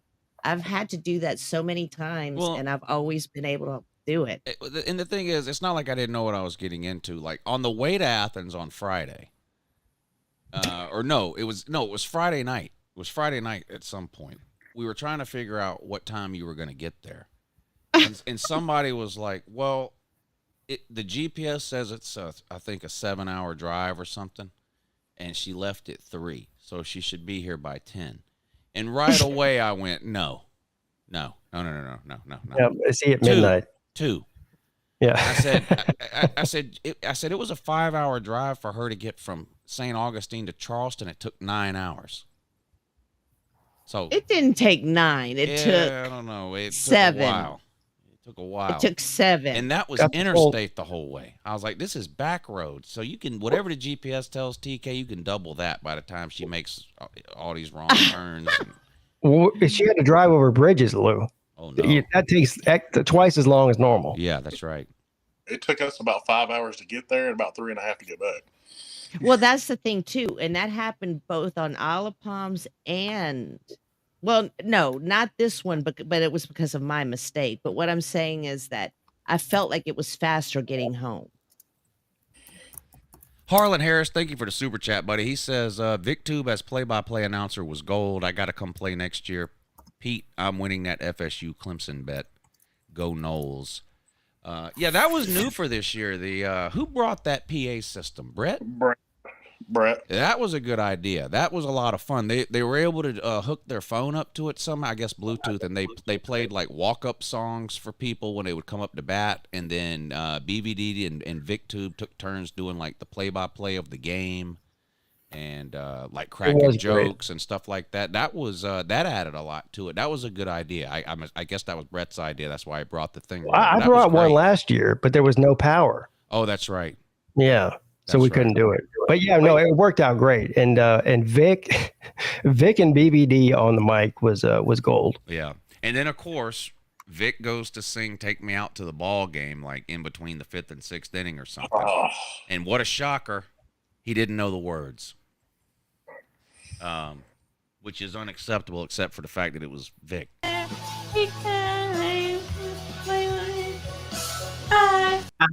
Yeah, that's basically what it was like, but take me out to the ball game. So, yeah. I'm glad y'all had a lot of fun, man. Like I say, valid. you know, I'm sorry I couldn't make it this year, man, but I just got a new job, so Yeah. Well, you get a new job like every 3 weeks.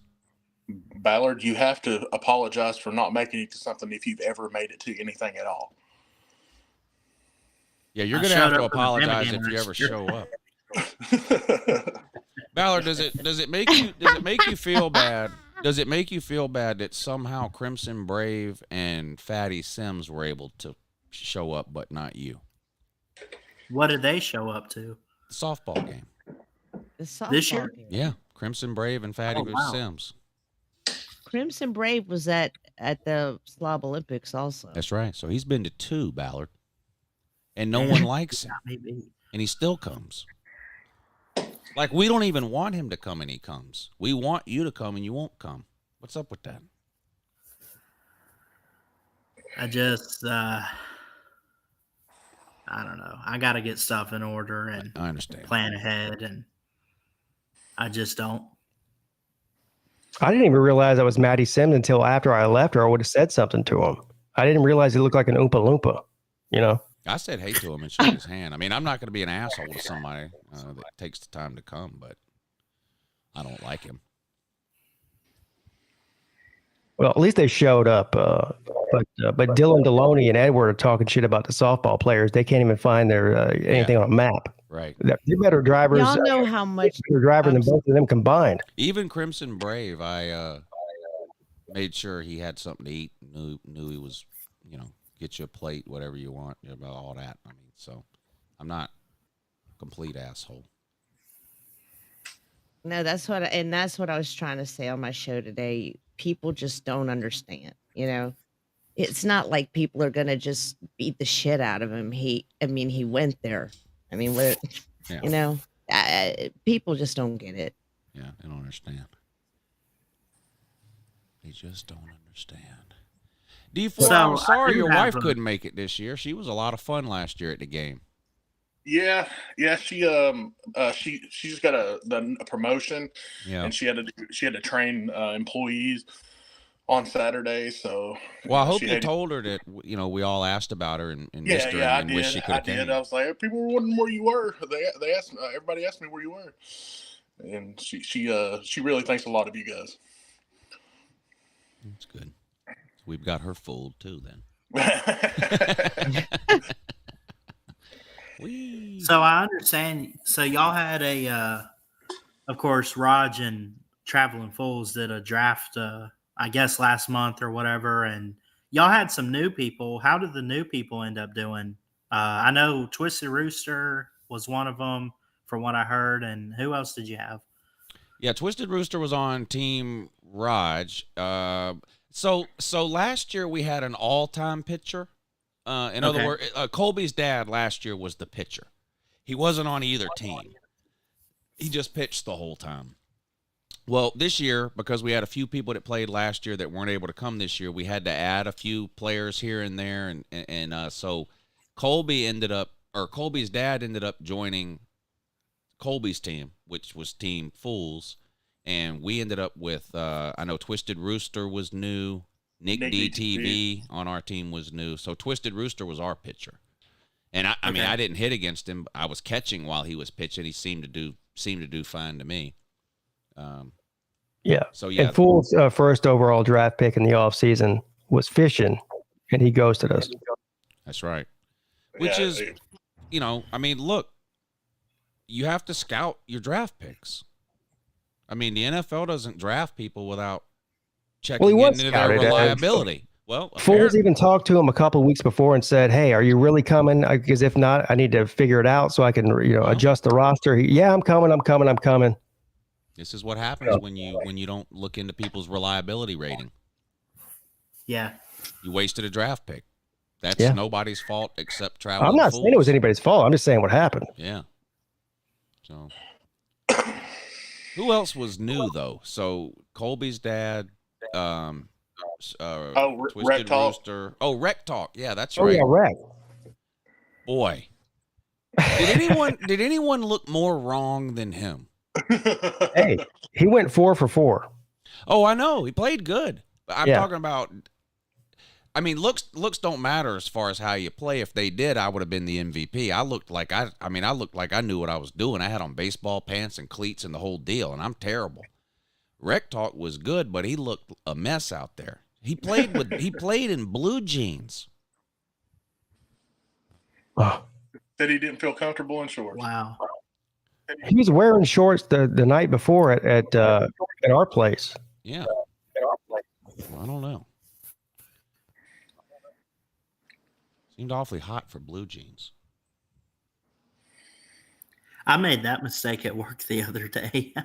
Man. What, wearing Because they blue got me jeans? outside. So I'm like, yeah. What are you working, in the hot Chick-fil-A? heat, yeah. Where you working at now? Sonic? Actually, you ready for this?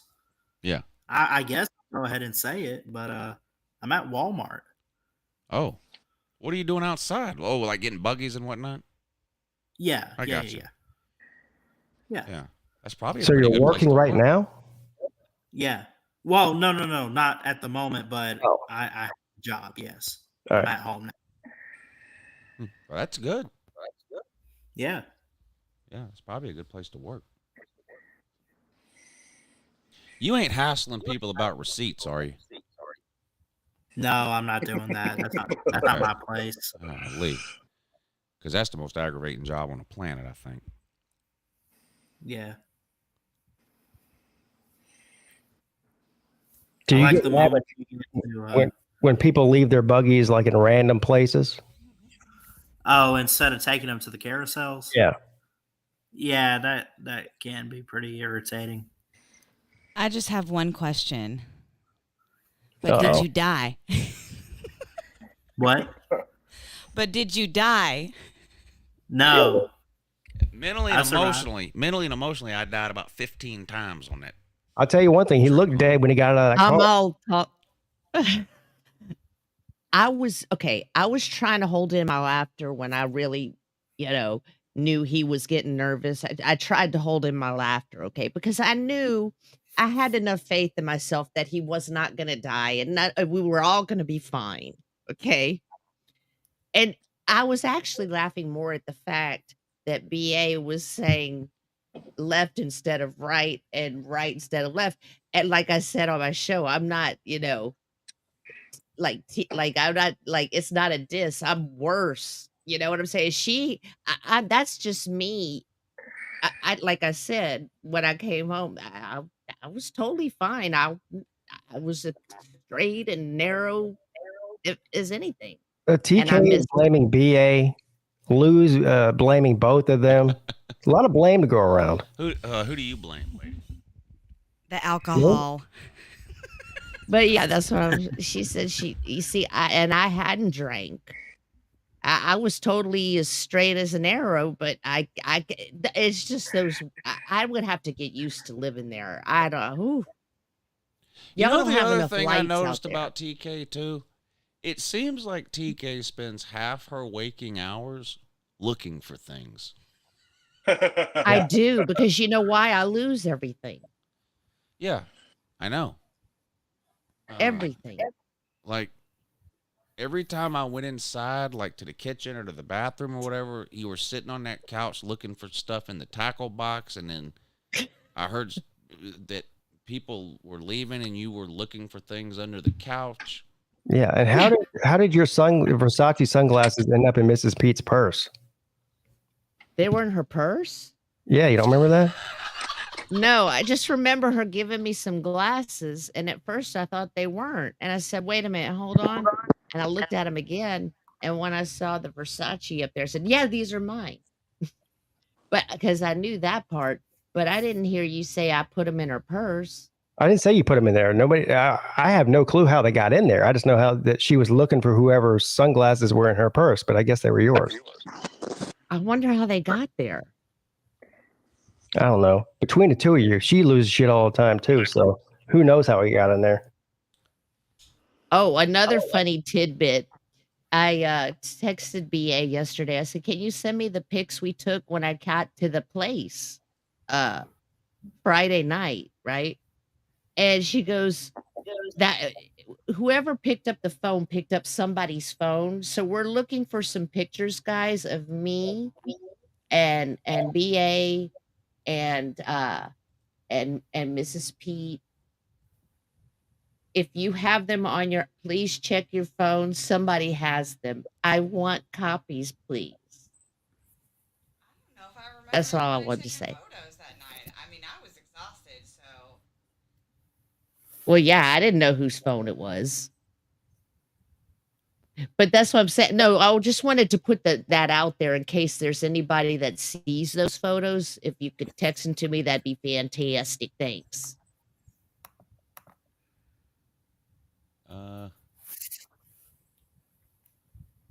Well, I have this photo. I don't know if it's explainable or not. Oh no. Let's see if I can find this. There you go. Now what's happening here? I knew you were going to do that. I knew you were going to do that. My God. You know, I actually want a copy of that because it's just such a funny thing that you did. I didn't like the first one because I don't like the way I look in it, but it was funny that you were doing that. And I just wanted a copy. That's all. And because it's what funny. is Hufferbilly Paul looking at? Hang on. I didn't Oh, is that understand what you were. Hufferbilly? Well, I don't see anything. Well, that's how he talks to everybody. He's old and can't hear. I'm gonna have to see it, I guess, on. Well,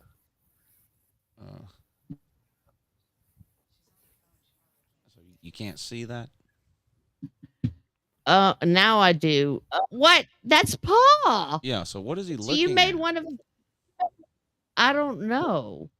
Is that a phone in his pants, or is he just happy to see you? Wait, hold on. No, that's a phone. That's his phone. And what are you thinking about here? I'm thinking about that I was hungry and I was getting ready to go get the sandwiches, and they have vegetables in them. They call it sandwiches these days. What that is? Yeah, I actually never even got a sandwich. Okay.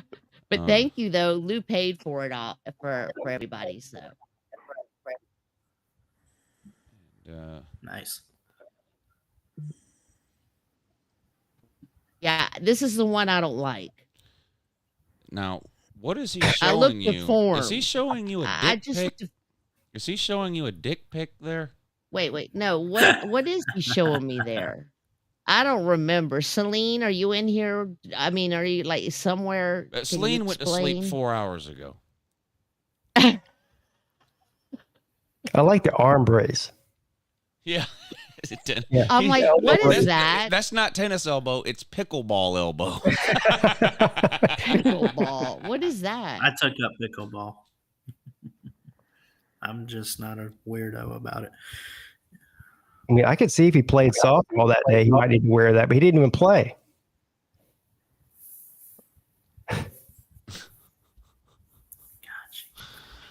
Oh, Tendinitis. boy. I want the paw pick too. I saw a comment a few minutes ago from Roll Tide 99. He's on the morning show a lot. He did a video for the talent show. He's a good guy, and he said he might come to the softball game next year if he gets more Of a foothold in this college football community. Sir, the best way to get a foothold in this college football community is to come to these things. I mean, Look, seriously. Nobody knew who Rex Hawk was in January. He's been to 2 of them already. Yeah. Yeah. Yeah, I mean, everybody does. And everybody loves him, including me. Yeah. There's people who aren't involved at all in the YouTube portion of what we do that look for like Raj's wife. If you've never been to one of these things, you have no idea who Raj's wife is. You have no clue. She has got nothing to do with this whole YouTube thing. She's amazing, and she has a ton of fun at these things. Slim Shady Kane's wife is a lot of fun. So you don't even have to be involved at all, really, in the YouTube part of what's going on. I mean, obviously that's what gets most people into it, but don't wait on like some kind of acceptance from people in a comment section somewhere or your channel to hit a certain number of subscribers or whatever. Don't wait on any of that. Just Nate has a good point too. He says his mom. Nate's mom. Vic's parents. Yeah. Nate's mom and Vic's parents aren't people that just bring them to these events. They're a part of these events. You know, they have a great time. A lot of other people too, like that.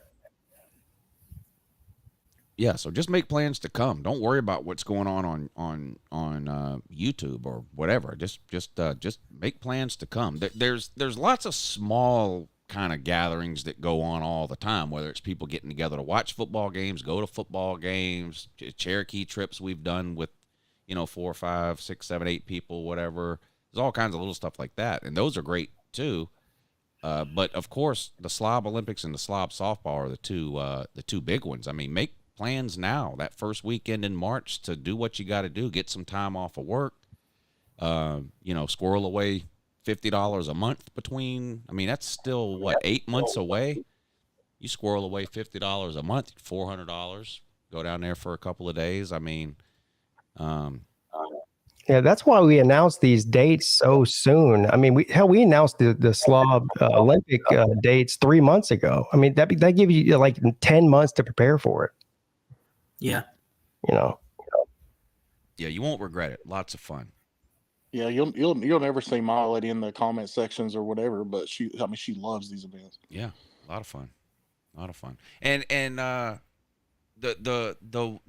wives or like the girlfriends or whatever is getting more and more every year, because once you come, you realize you're not the only wife or girlfriend or whatever there, or boyfriend, whatever the case may be. I mean, there's, like Pete said it at the beginning, people bring kids, grandkids, wives, girlfriends, Sea-Dog's brother.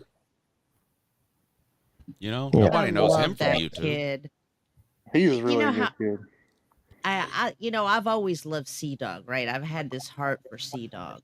But, when I saw B-Dog on one of his videos, I was immediately a fan. I'm like, this kid is hilarious. So I was so excited to meet him, and he's just as sweet and funny in person. Yeah, he's a nice kid. Yeah, back to the women thing. Look, Mrs. Pete wouldn't show up to any of these things if it weren't for all the wives and girlfriends and mothers. She ain't got no interest in us. Right. She wants to come see BA and TK and Slim's wife, and the last thing she wants to do is get in a car with Pete for 4 hours. Yeah, but she does it because she knows she'll get to hang out with BA and TK and Mrs. Raj and. She loves all of them. Yeah. Josh says he bought his first car today. Got a 2023 Hyundai Elantra. Hard work pays off. Yes, it does, sir. Congratulations. Yeah. Celine would be proud. Celine would be proud of you. To get rid of my car. Saving up to get rid of it? Well, move on from it, at least. I've had it for 2.5,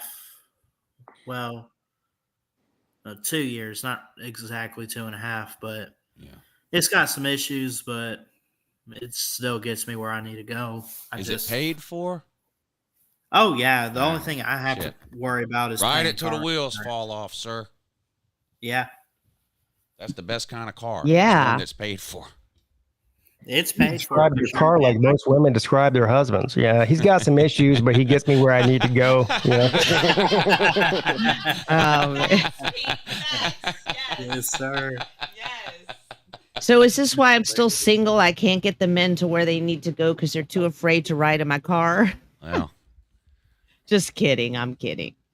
I'm the reason I'm still single is my car. What does that mean? That's not true. What are you talking about?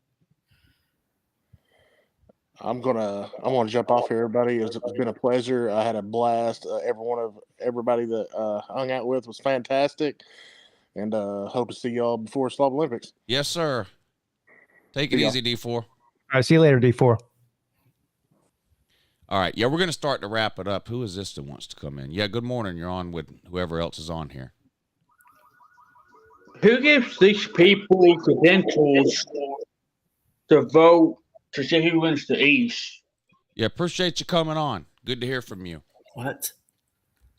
Talk to you tomorrow night at 9 o'clock on the College Football College Show. How was that? Somebody wanted to know why, which it is ridiculous. I almost made a video about it today. Did you, Pete? I don't know if you noticed, Pete. 5 people at it. You know how during all these media days events, like the ACC has their own media, the SEC has their own media, and they vote. They do the preseason all SEC team, and then they vote on who's going to win each division and who's going to win the conference. 5 people at SEC media days with credentialed media badges voted Vanderbilt to win the SEC in 2023. 5 people. Jesus Christ.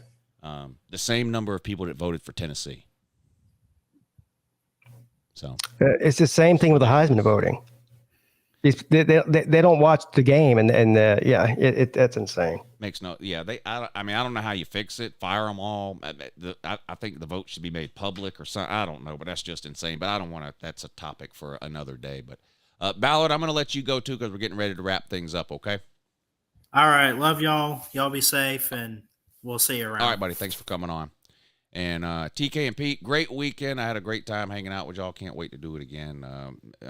Well, August 21st, there's a Cherokee trip. Everyone's invited. You know, I know not everybody is into gambling. Not everybody wants to go. Not everybody can go, whatever. But everyone's invited. August 21st is a Monday. Some of us are going to go back up to Cherokee one last time before the football season starts. So anybody watching or listening, of course, more than welcome to come get in touch with me for more information. But TK, last words? Any last words? Again, thanks to both of y'all. This is the first time I've ever been on Lunch Money. I feel honored right now. So, and I hope I didn't talk too much because I know this is not a call-in show, but I had a great time. Thanks again, y'all, for letting me crash at that B&B. I had the time of my life, and I can't wait till next time. Yes, ma'am. And thanks for the ride. But did you die? No, I didn't. Okay. All right, TK. Talk to you later. Okay, love you. Later, TK. Pete, another successful Slob event, buddy. I had a great time. Yeah. Shout out to Raj and Traveling Fools and everybody else too. Yeah. Big thanks to everybody that came. Yeah, we really did have a good time. Normal schedule for you this week?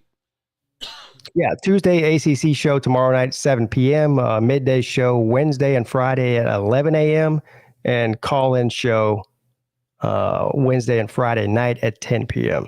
All right, and before you go, the reason BA is here, we have 1.5 episodes left of Red Rose or Rose Red, whatever it's called. Oh yeah. So I told you it gets good towards the end. Yeah, and it just now is revealed like really what's going on. I don't Exactly. want to. That's why I said you have to watch. Yeah, I don't want to say it for the other people that might watch it, but it is a good show. Pete recommended me for everybody. You're always looking for a show. It's either Rose Red or Red Rose. It's on Netflix. Red Rose. It's only 8 episodes long, so it's not something you have to invest 6 months worth of your time in. It's just one season, 8 episodes, but it's really, really good. And I'll give you the same advice Pete gave me. Don't give up on the first couple of episodes.